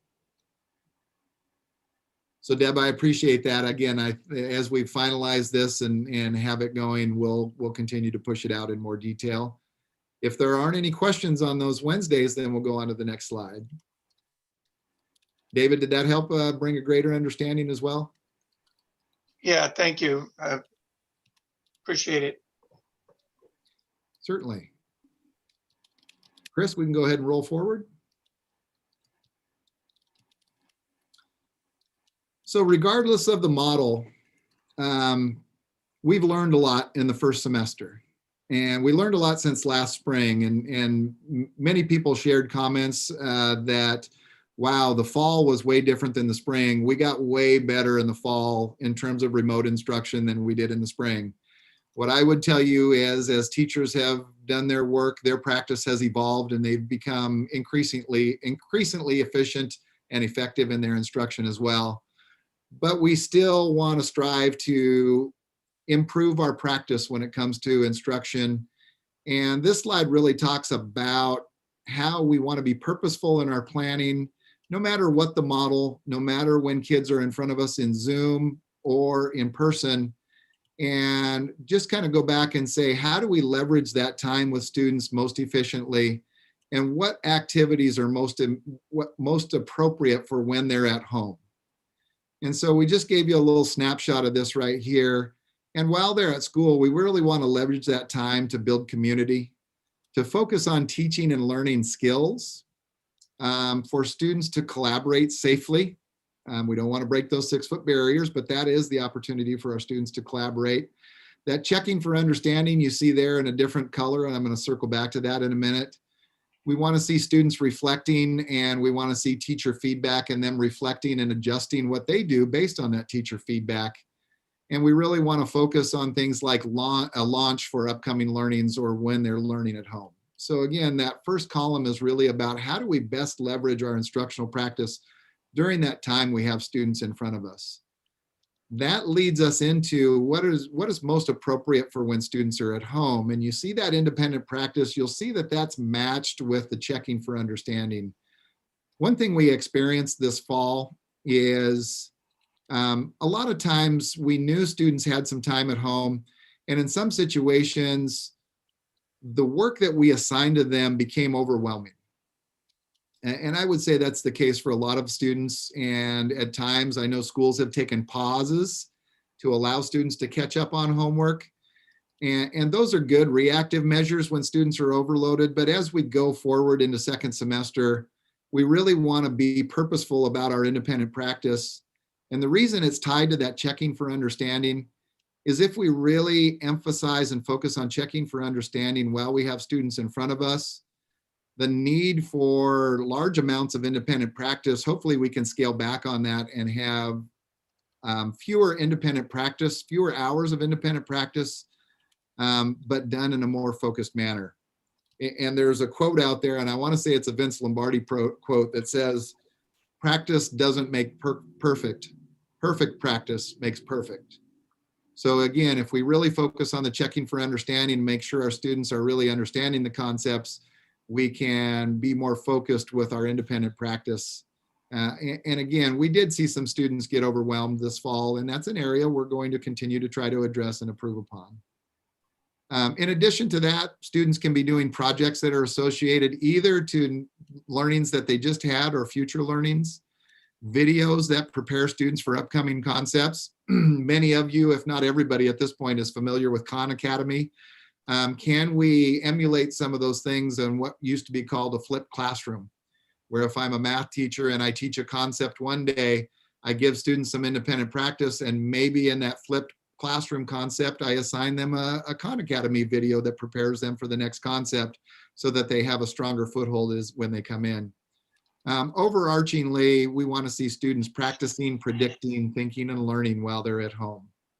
That will require a continued effective use of our Schoology platform as well. So it's not all about the model, it's what we do with the model is really what we wanted to wrap up in that slide. Chris, the next one. Wait. Okay, I'll hold on. Sorry. Sorry. I was just waiting to know when you were almost done. I want to thank you for touching on the homework issue because I just wrote down a note before you said that about 6 30-minute sessions for the high school students doesn't seem like a whole lot of time with those 6 teachers. And then I made a note to self, how will this impact their homework if they're still required to understand the same amount of work for a test, which could ultimately prepare them for a college entrance exam or whatever. I guess it's sort of like it's okay with you, Dan, just ask Connor and Tyson how they feel 6 30-minute sessions with a teacher might impact their homework. If you could grant me that little leeway. Certainly. Tyson, you want to go first?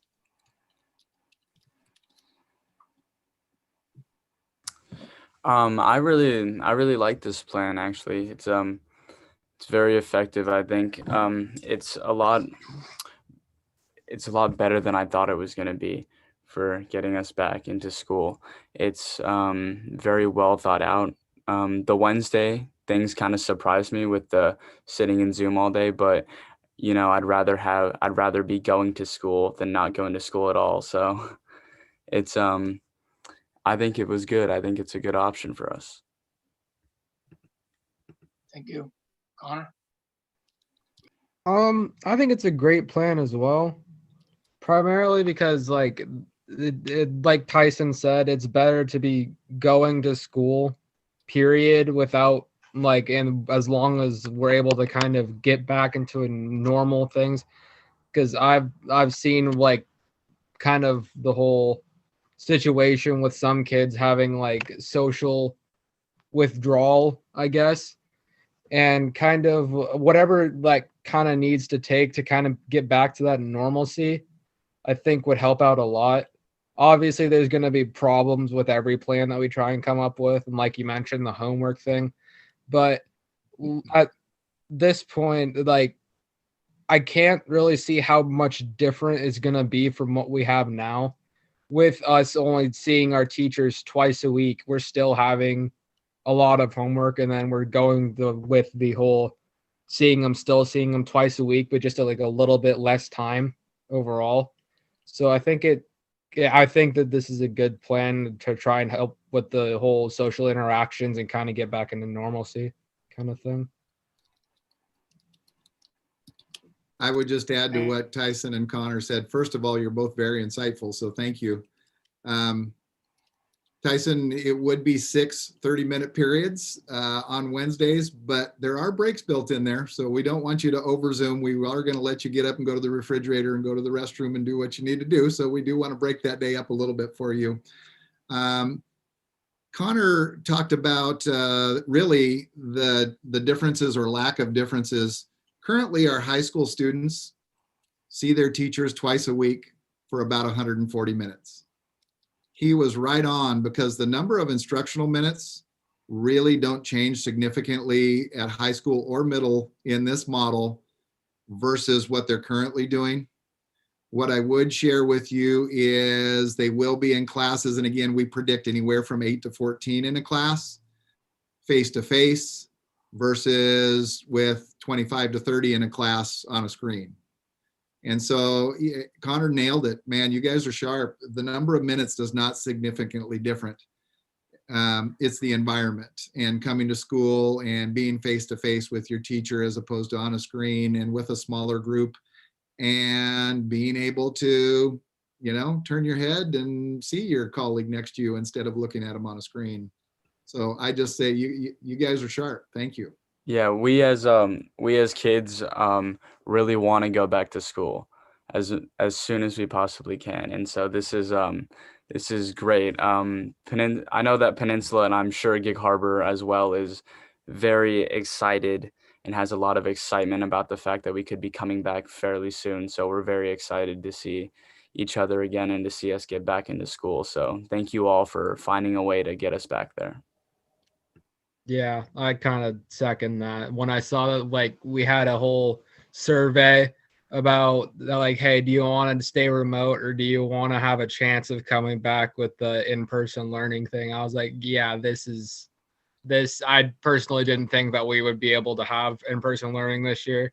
So being able to kind of be able to go back to normalcy for my senior year would be pretty cool to think about. Thank you. Chris, let's go ahead and move on to the next one. So we've given a much more detailed description of what the in-person hybrid piece looks like. The fully remote option, what I would tell you is it will be somewhat similar to the current schedule. However, we are working through the details on that right now, and it will evolve to more closely align with the hybrid model. We are working to finalize that soon. As a matter of fact, we'll be meeting on it again tomorrow morning. I wish I could give you more detail now, but I'm going to skip down to the last bullet. As we carefully plan the remote model, we really want to maximize flexibility when it comes to staffing both the in-person model and the remote model. So there are considerations and implications in terms of how we build the remote model around the ability to possibly split staff members. And what I mean by that is if we have a couple of sections, let's just pick Algebra 1, for instance. If we have a couple of sections of Algebra 1, let's say we have enough students in remote for 3 sections, we may ask a teacher to just teach 3 remote sections and 2 in-person sections. We would not ask them to do that simultaneously, but we may have the need to split some staff like that. And that is why we're looking at that remote model starting to evolve to more closely align with the hybrid model. The other thing that's come up as a frequent question is, what about those singleton classes, especially those that require specific teacher certification, such as college and the high school and AP, and even some CTE classes? What I would tell you is we are looking at some ways to accommodate some of those courses that are dependent upon what our remote model looks like and what our remote numbers are. So we are carefully planning that. If we can really do it in a manner that helps alleviate some of those bullets above and provide some potential solutions for those, then we think it's worth the extra day or 2 to put in to make that happen. So we pay a little bit more time up front, but it helps us in the end because it gives us maximum flexibility. Again, what I would tell you is it might look similar to what it is now, but it will evolve to more closely align with the hybrid model, and we'll get some finalization to that soon. Dan, I have a quick question. I know it's still in process, whatever. But I have a lot of, because there's a lot of classes that are going to be like this. You've got one Chinese class and you've got 80% of your kids in person and 20 out, and you've got one Chinese teacher. There's going to be a lot of those situations. Again, I know you're working on it, but I don't know how that works. Like, do you have thoughts on how you're gonna do those types of classes? I don't get it. So if a student selects remote and they're a fully remote student, if we can get that fully remote model to more closely align with the in-person model, let's just say I was looking at this the other day. Let's say I'm an AP Econ teacher and I have one section of 22 kids. Mhm. And let's just arbitrarily say that 14 of them are going to be in person and 8 of them want to be remote. Instead of taking the 14 that are going to be with me in person and splitting them into an A group and a B group that go Monday, Thursday, Tuesday, Friday, depending upon how the numbers work out, I might be able to take all 14 on the A day.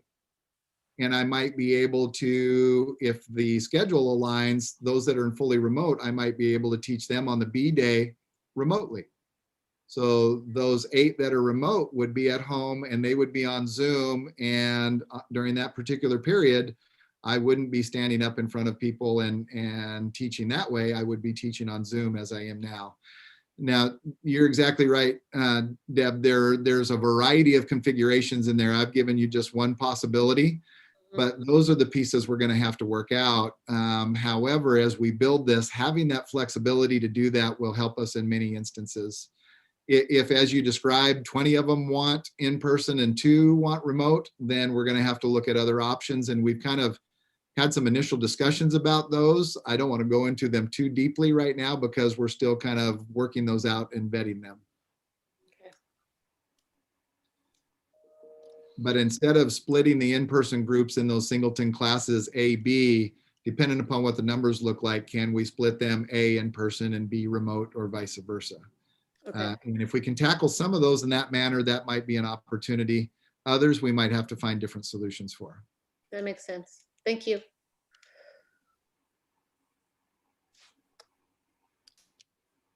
And again, we'll be meeting on this again tomorrow morning and seeing what we can make happen and work out. Chris, if you can go to the next one. Work that we're still doing, section numbers at the buildings and staffing at the buildings. Adjustments at the building level, master schedule, teacher assignments, student schedules. Our DLI department is helping us right now as the data comes in. They are sorting it into what we call course tallies. And so the principals before the weekend will get, each of them at each school will get data of course tallies for all their courses. What I mean by that is, let's say if I'm at a high school and I have 340 sophomores that are currently taking sophomore English, they will get a course tally of those that have requested in person, and that 340 could go down to 290. And so if they get that 290, they can start saying, oh, how many sections do I have now? And they can start making their plans on what their schedule is going to look like based on those course tallies. We want to get that data in their hands as soon as possible. Their counselors have been hungry for it. And I'll share with you in a minute how many surveys have been completed, but we can't sit back and wait until we have 100%. They need that data in their hands so they can do that planning now, and then they can make adjustments as more surveys roll in. The same holds true for remote. I'll be doing a lot of that remote work because I can't ask one of our other principals to do that. They have enough on their plate. So we'll be doing a lot of that same work for both in-person and remote over the next couple of weeks. A lot of that will be done in conjunction with our human resources department. As we start getting sections, then we start assigning teachers. And so Caroline and her team will be quite busy. We need to, John talked a little bit about the cleaning procedures for 3 through 5. We got to do a little bit of that work also with Karen and with Candy Lawson to make sure we have clear cleaning procedures for 6 through 12. Some of the logistics around how we take attendance when students are at home. We're doing that now with remote, but we'll have to adjust some of those and work on those. And there will be other issues that arise. And whether it's the advisory team or whether it's the principal, I just have to take my hat off to them because we know there will be challenges and complexities. And Dr. Jarvis kind of introduced that if you thought the other was complex, wait for this one. We know they're going to be there. The team will continue to meet and will meet the challenges as they arise, as will the principals. So, we've got good people working on it, and it's going to be really complex and difficult work for the next 2 or 3 weeks, but we will get it done. Finally, I just wanted to go to the next slide and clarify some timelines. And some of you had some questions about 3 through 5, and there were some real complexities around timelines for the 6 through 12. And so I want to make this really clear because even people on the advisory team were a little confused. We've set a goal date of February 1st to have a lot of the work done that I just talked about. And that's having the principals develop their master schedules and figuring out what the staffing looks like. The reason we want to do that by February 1st is because we want to get the teacher assignments and the student placements lined up by February 1st. Now, when we talk about that, there was some assumption that that means that's when we'll flip from our current model to the 6-period day. What I will tell you is we want those teacher assignments and student placements lined up by February 1st, especially at the high school level, because February 1st is the beginning of second semester. And if there are going to be teacher changes made, we want them made going into the semester. We don't want them made partway through the semester of credit-bearing courses as much as possible. And so what that means for Tyson and Connor is when they look at the 6 classes that they have now, if there is a need to adjust teachers, that adjustment will be made on February 1st. They'll have the new teachers on February 1st, but they will stay in the remote model that was built specifically for remote. They will stay in the current model until we transition to hybrid, which we don't know, have a date for. At that time, we'll transition to the 6-period model. Similarly, at the middle school level, we'll have the teachers lined up with the students. The middle schools, however, most of the classes are not credit bearing. And so they have a desire for continuity's sake to stay with their same teacher. And as was mentioned earlier, we'll give a 2-week notice before we make that transition. And then if there is a teacher change, those teachers can interact and talk about their students and how they're going to transition them during that 2-week period before the change is actually made. So again, I go back to that complexity piece. Scheduling lined up, staffing lined up, teacher and student placements lined up. Teacher and student placements make the change on February 1st at the high school level, but the model doesn't change. The middle school level, everything is in alignment, but the teachers nor the model don't change until we actually implement. And that is a little complex. It does provide continuity at the middle level for teachers. It does make the high school teacher change at the semester. And again, the reason for that is those are credit-bearing courses, and not that high school is more important than middle, but credits count, and there is a sense of urgency around making that happen. So I believe that's the last slide, and I appreciate your time. As I wrap up, I'm going to give you some numbers. As of this afternoon, we had 72% of parents return surveys. So we have about 28% still out there, and our building principals and their staff, they're making phone calls and sending out messages, and they're working hard to round up that other 28%.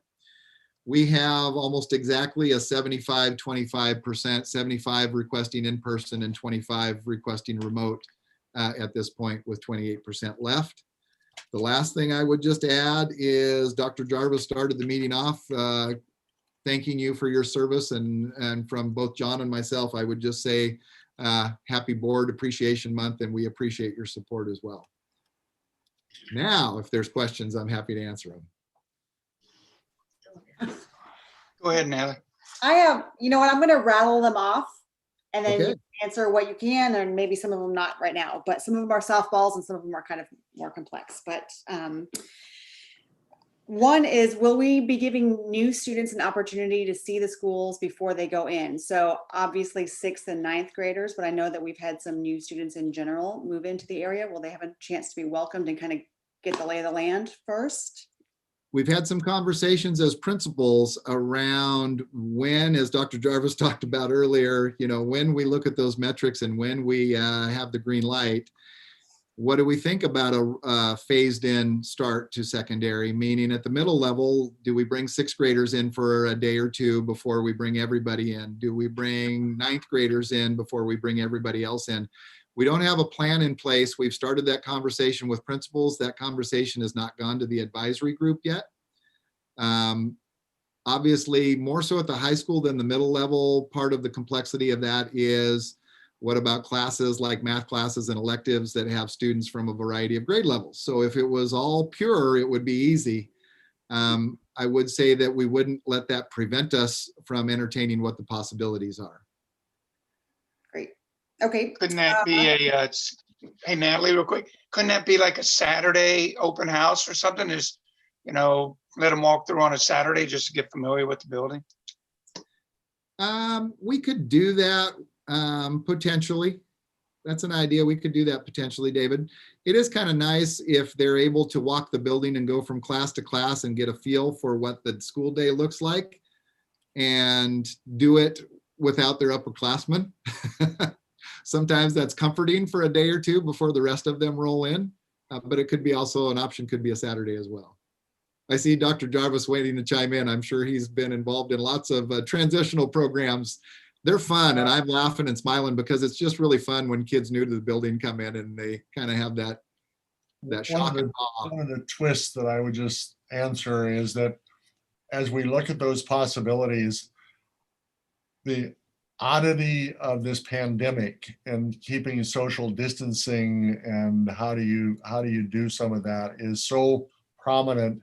It takes certain ideas and then twists them quickly because it's almost impossible to make it work.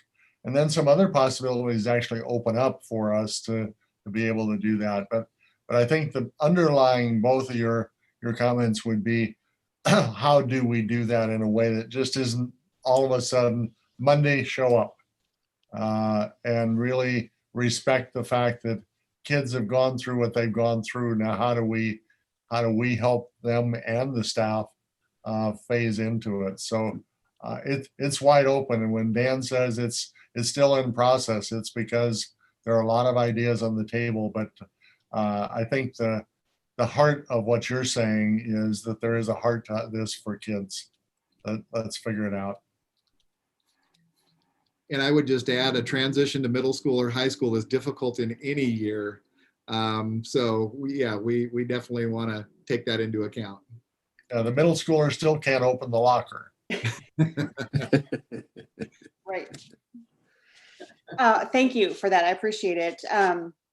Another question I had, and this is coming from a lot of the comments that I've heard over the last week, that kind of indicated, oh, it sounds like you're prioritizing in-person learning. And I want to make sure that we're very clear that's not a priority, it's a choice. And I would just like to know if teachers are going to have the same collaboration opportunities, if they're switching around from in-person to remote, so that they can be bouncing off of each other what they're working on, so that I know the sequence isn't going to be the same, but the scope. And then also I really want to maintain that school spirit and that connection, whether you are a remote learner or you are an in-person learner, you are still connected to that school. So how we do that, I'm sure, is being talked about at the school level. But from our perspective, if there's not a priority, it's a choice, and everyone is a priority. It's a choice, and well said, Natalie, and we want to deliver the best instruction possible.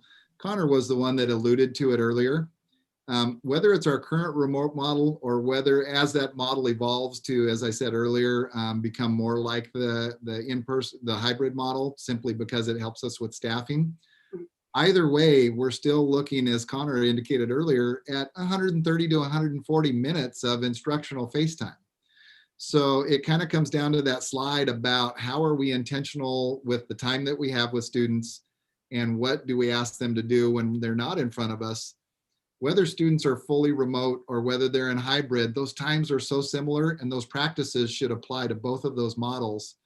And yes, the teachers who are going to be fully remote teachers will be collaborating with their colleagues on Wednesday mornings. They may not be sitting around the table. They may be on the Zoom because whatever their risk factors are.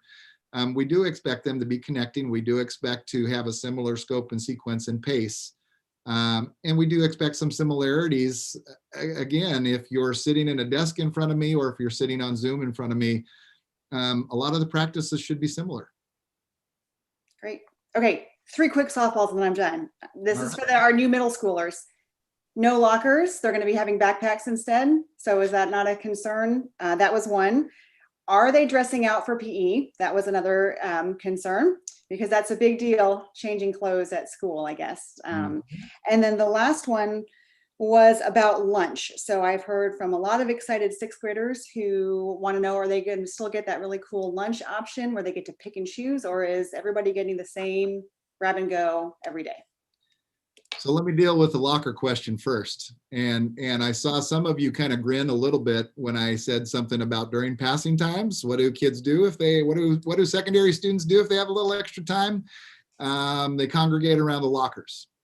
And so we have a plan to not use lockers, because it'd be really, really difficult, especially for those the schools that have lockers top and bottom. It would be nearly impossible to maintain 6 feet of distance if you're using lockers. And so the answer is kind of no to lockers, gets those 6th graders off the hook. And so they don't have to learn how to use the combo lock for the first, for the first couple weeks like would take them before. So no lockers. Quite frankly, we haven't talked much about PE, but I know that can be intimidating. What I would share with you is the interesting piece is when I think about middle school locker rooms and changing, the same difficulty that we just talked about with hallway lockers, I think applies to locker room lockers. Now, some of that might be mitigated because the class sizes will be smaller, but I would tell you that that's one of those that's going to go on the other list that we need to talk through. I would share with you that one of the Kopachuk Middle School PE teachers is on our advisory group, and she provides great input. So I may put her on the spot with some of that and get her thoughts on it. Lunch will be kind of grab and go bag style, because we can't line kids up and have them go through with trays. And Karen just turned on her light, so I'm going to hand off to her. I met with Katie today, and what I would say is that she recognizes that our older students, they're used to that variety. They do like some choice. And so I think she is looking into possibly having some options for the older students. It wouldn't be similar to what's happening now. It would be more like it would still be a grab and go bag, but one might have pizza, one might have a hamburger, one might have a sandwich, or and have some variety. I don't know that they would be able to have a large selection like they do right now, but she is considering making some choices available for the older students. Great. That will be well received. Thank you. And then lastly, just a huge shout out to transportation and food service, because they have kept this whole thing going and have been so flexible. So for me, when I see a bus on the road, it makes my day. So thanks to them. And I'm done. Thank you very much. Chuck, you got any questions? No, just a show of gratitude. I understand the complexity of everything that you've had to work through, talking to Dan and John and Art and Karen and all the staff. I realize even if I ask you a question right now, it would probably change the answer as we move along. And so the explanation that you've given us today is, wow, it really shows the complexity of everything that we're trying to do. And I appreciate everything you guys are doing. The board hasn't done anything. I mean, we just, so thank you. All right. Well, the question quickly first is just a small one. Are classes like band and choir just not happening at all? I know that's a tricky business. Are those kinds of classes just going to be remote, or are they just non-existent in this world? So thank you. That kind of goes, that really couples well with Chuck's comment about things are changing all the time. Yeah.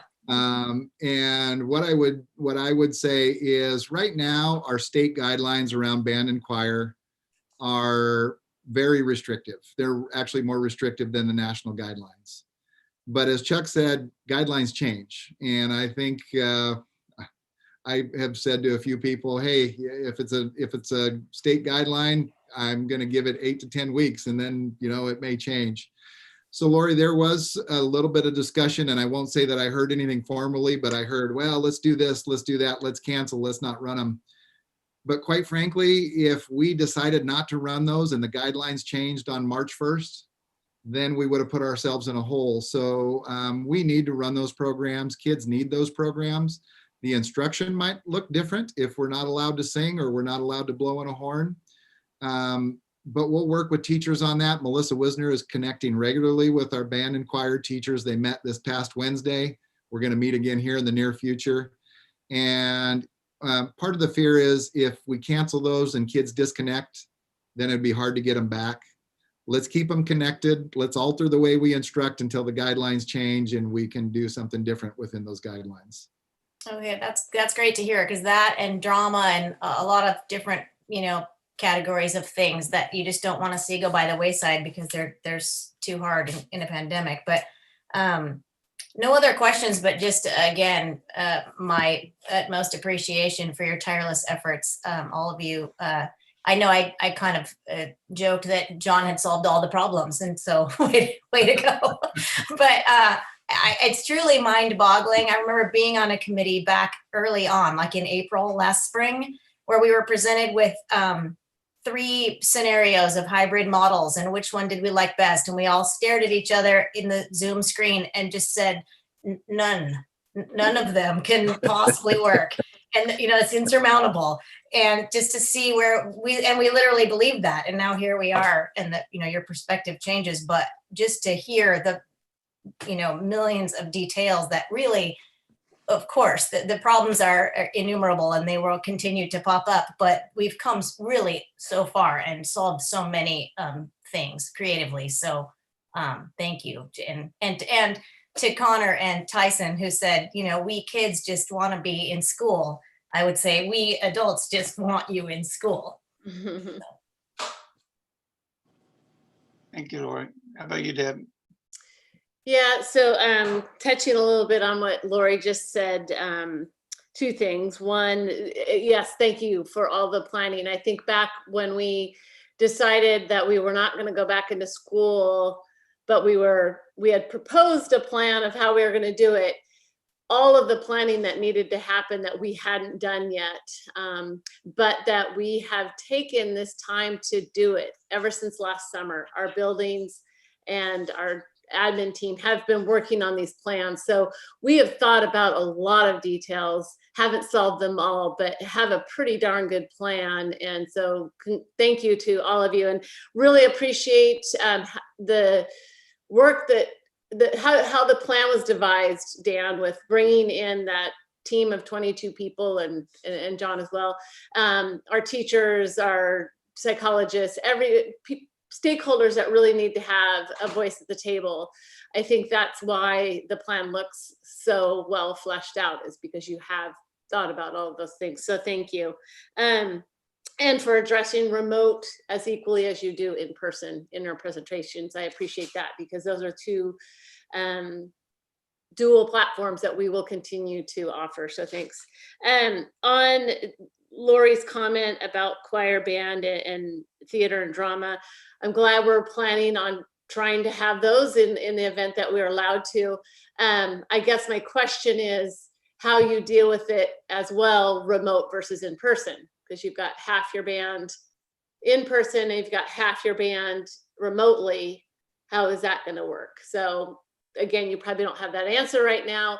A theater, how do you do a play? How do you have your star vocalist in remote while the rest of your cast is in person during the day? So again, you probably don't have those answers, but those are things that we need to work through. Those are very valuable. These are why some kids want to come to school, quite frankly.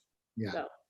I'm talking a lot, not a lot of questions. No, I would just add that when we talk through some of the band and choir things, the way we're approaching Wednesday, where they're all together, even if it's for a half an hour or 40 minutes, we thought at least there's an opportunity for them all to be together. And we don't know if, I don't know, I don't have a child in band. Some of you might be able to share more, but they've put together some beautiful pieces that they've done online, and Melissa shared one of those with us a while back. And that Wednesday piece might give us an opportunity to at least once a week have that exposure. Okay. Question then, have we decided on how you're going to do the split? Like which kids will go Monday, Thursday? Is it alphabetical? Is it grades? Is it a mixture of? So we're going to wait for the return of, so we'll get that list of how many want to come in-person hybrid. And then principals will look at that by grade level, and then they'll split it by grade level. And the reason we do that is, number one, it doesn't do us any good to split remote kids. We only want to identify those that are there. And then we could have varying numbers based on grade level. And so we're going to look at it grade level by grade level. If we do have families that are, let's say you've got a 10th grader and a 12th grader, and we split at a different letter, and you're right in the KL area, we're going to realize that if the kids are in different A's and B's, and we're going to make those onesie twosie adjustments as necessary. You know, it's 2021, and even households have kids with different last names in them. And so we will match kids in the same household. If they don't end up in the same AV group, then we'll make the effort to match them on an individual basis. So the same households are going the same days. Okay.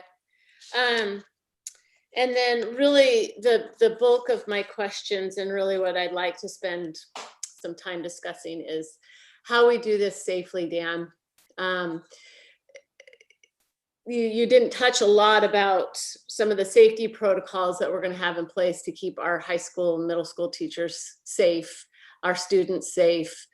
Transitions will probably be, or cases numbers will probably be different, and we need to be ready for that and understand that. And then underneath that, like you've mentioned a lot of different cleaning time. Who's doing all of this cleaning in between each classes, and do we have enough custodians, and is our teachers doing this?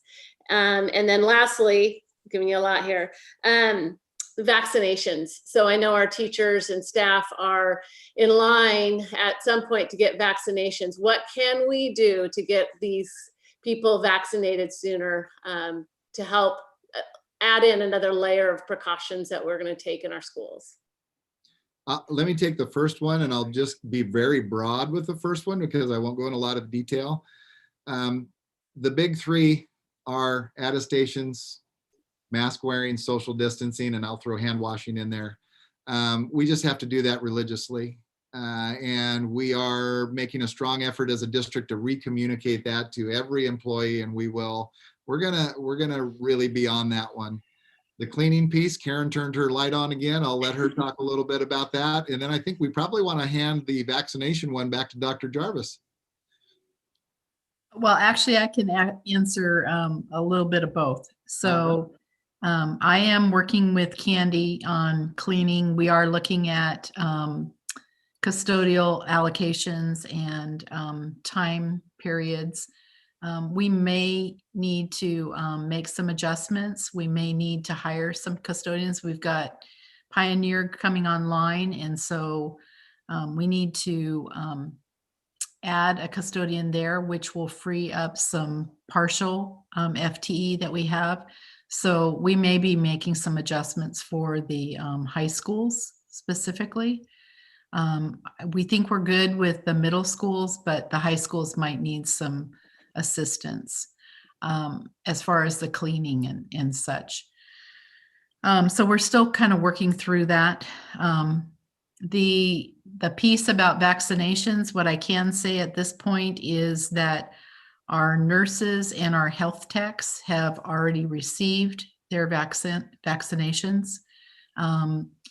Miriam, our lead nurse, has worked with Pierce County. She was contacted by Pierce County. And at this point, if they haven't received their vaccine, they are in line and they've got an appointment for a vaccine. So she's moving forward with that, and she's keeping tabs as far as when they're ready for the next group. I have communicated with some individuals that have offered to help if there's that possibility. And so we are looking at, are there ways that we can facilitate or expedite the option for vaccinations for all of our staff. So we're working on that one. We're trying to stay on top of it. Thank you. I guess I know Dr. Jarvis has been working hard behind the scenes as well to really advocate for that as well for our staff. As a board, is there anything that we could be doing? Art, do you know if we can gather other boards to really push that? No, as I think you're aware, there's a push coming out of the legislature to change the priority and somehow get teachers early in so that we can reopen school with more safety for staff. It's also coming out of the teachers statewide and the labor unions. It's also coming out of all of the superintendents. So in the last week, letters from both the Puget Sound ESD and the Olympic ESD have gone to the state, and I think other ESDs, but I know those two for sure, asking for a change in priority. The hard part, of course, is it's really a supply issue. How fast can we get more vaccinations? Right now, should we advance the teachers, your only question is what high-risk person would you bump? And how do you, because the only people in front of the teachers are the highest risk individuals. So part of what faces the health departments is they need more tests and they need them soon. So the federal level of releasing all of the tests that they have in supply, I actually think will make a difference. It's not going to happen tomorrow, but it is going to advance the ability. So our major health suppliers are ready and geared up, and as I'll give a compliment. St. Anthony's, when our nurses got the voucher that they were free, it was just literally within hours that they were offering the service. So I think it's out there. I think it's doable, but I think the major issue is that we, in the state of Washington and every state in the union, we need more vaccine as fast as they can produce it.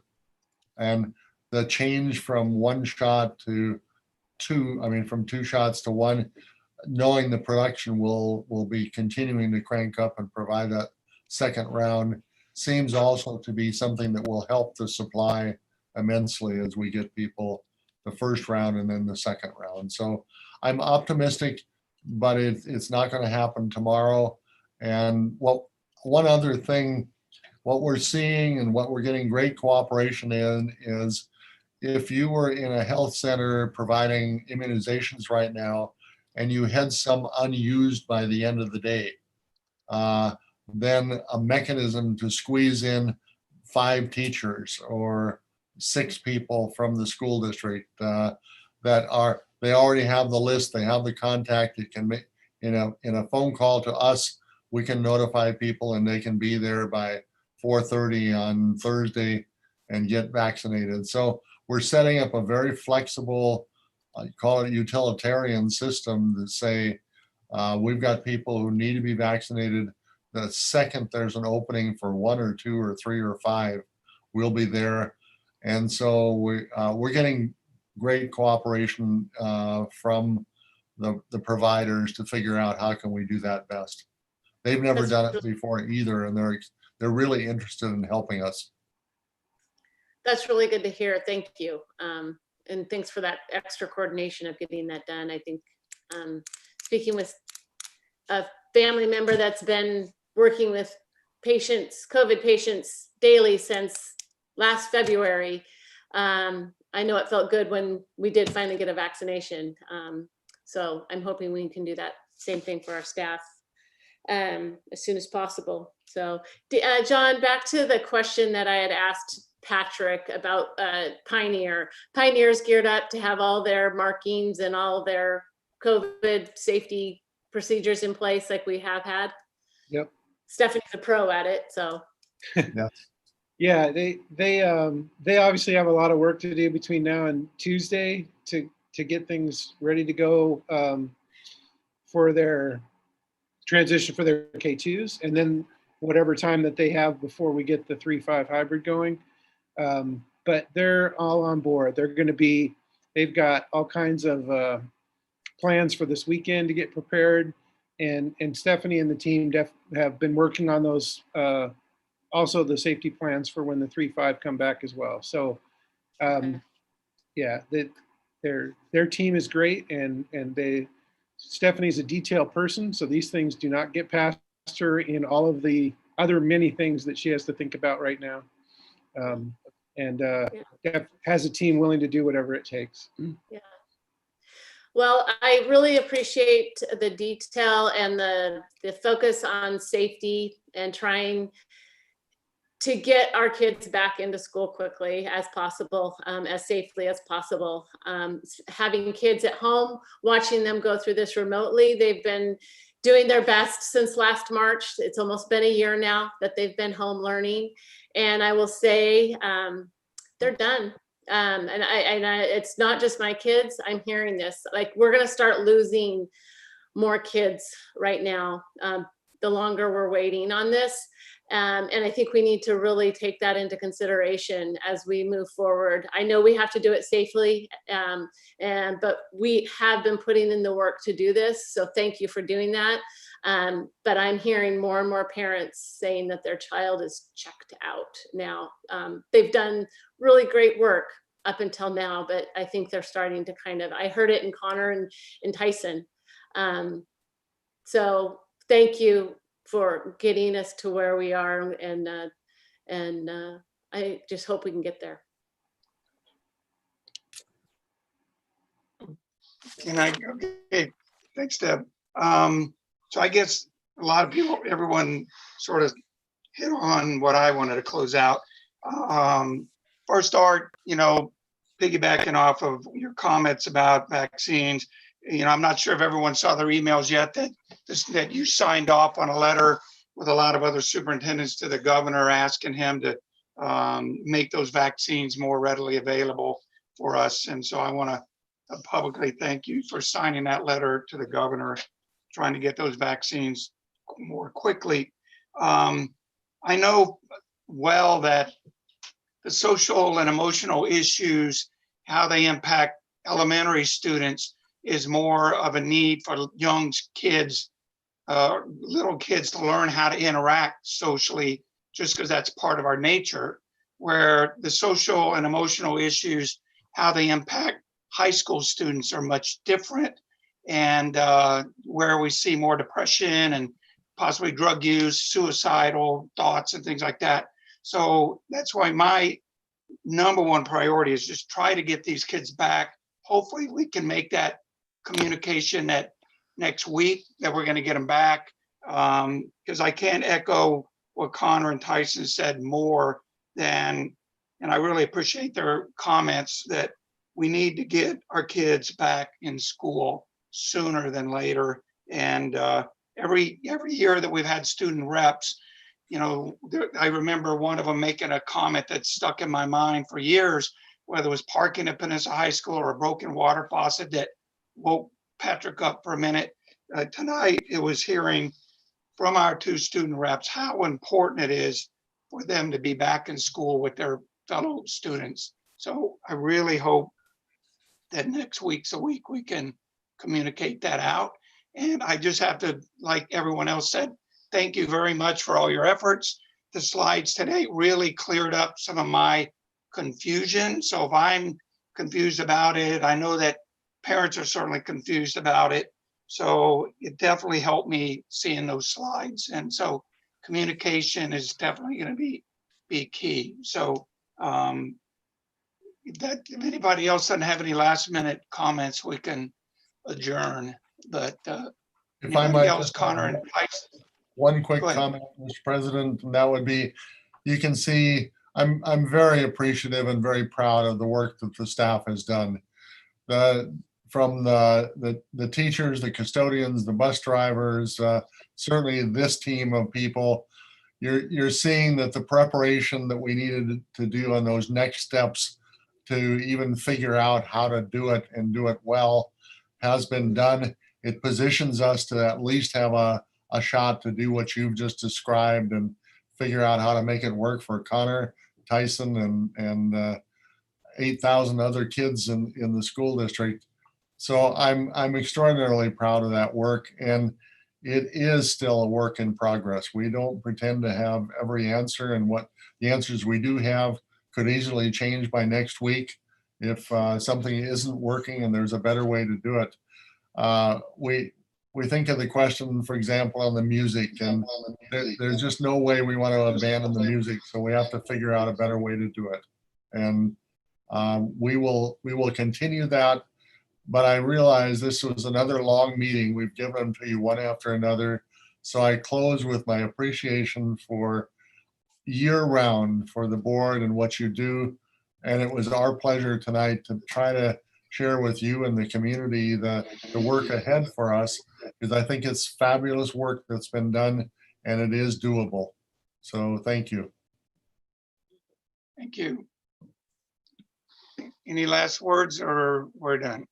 I have a meatloaf with my name on it. All right, hey, Connor, Tyson, thanks so much for your insights. They were really helpful. And so I guess with that, we will adjourn the meeting at 9:20 p.m. You guys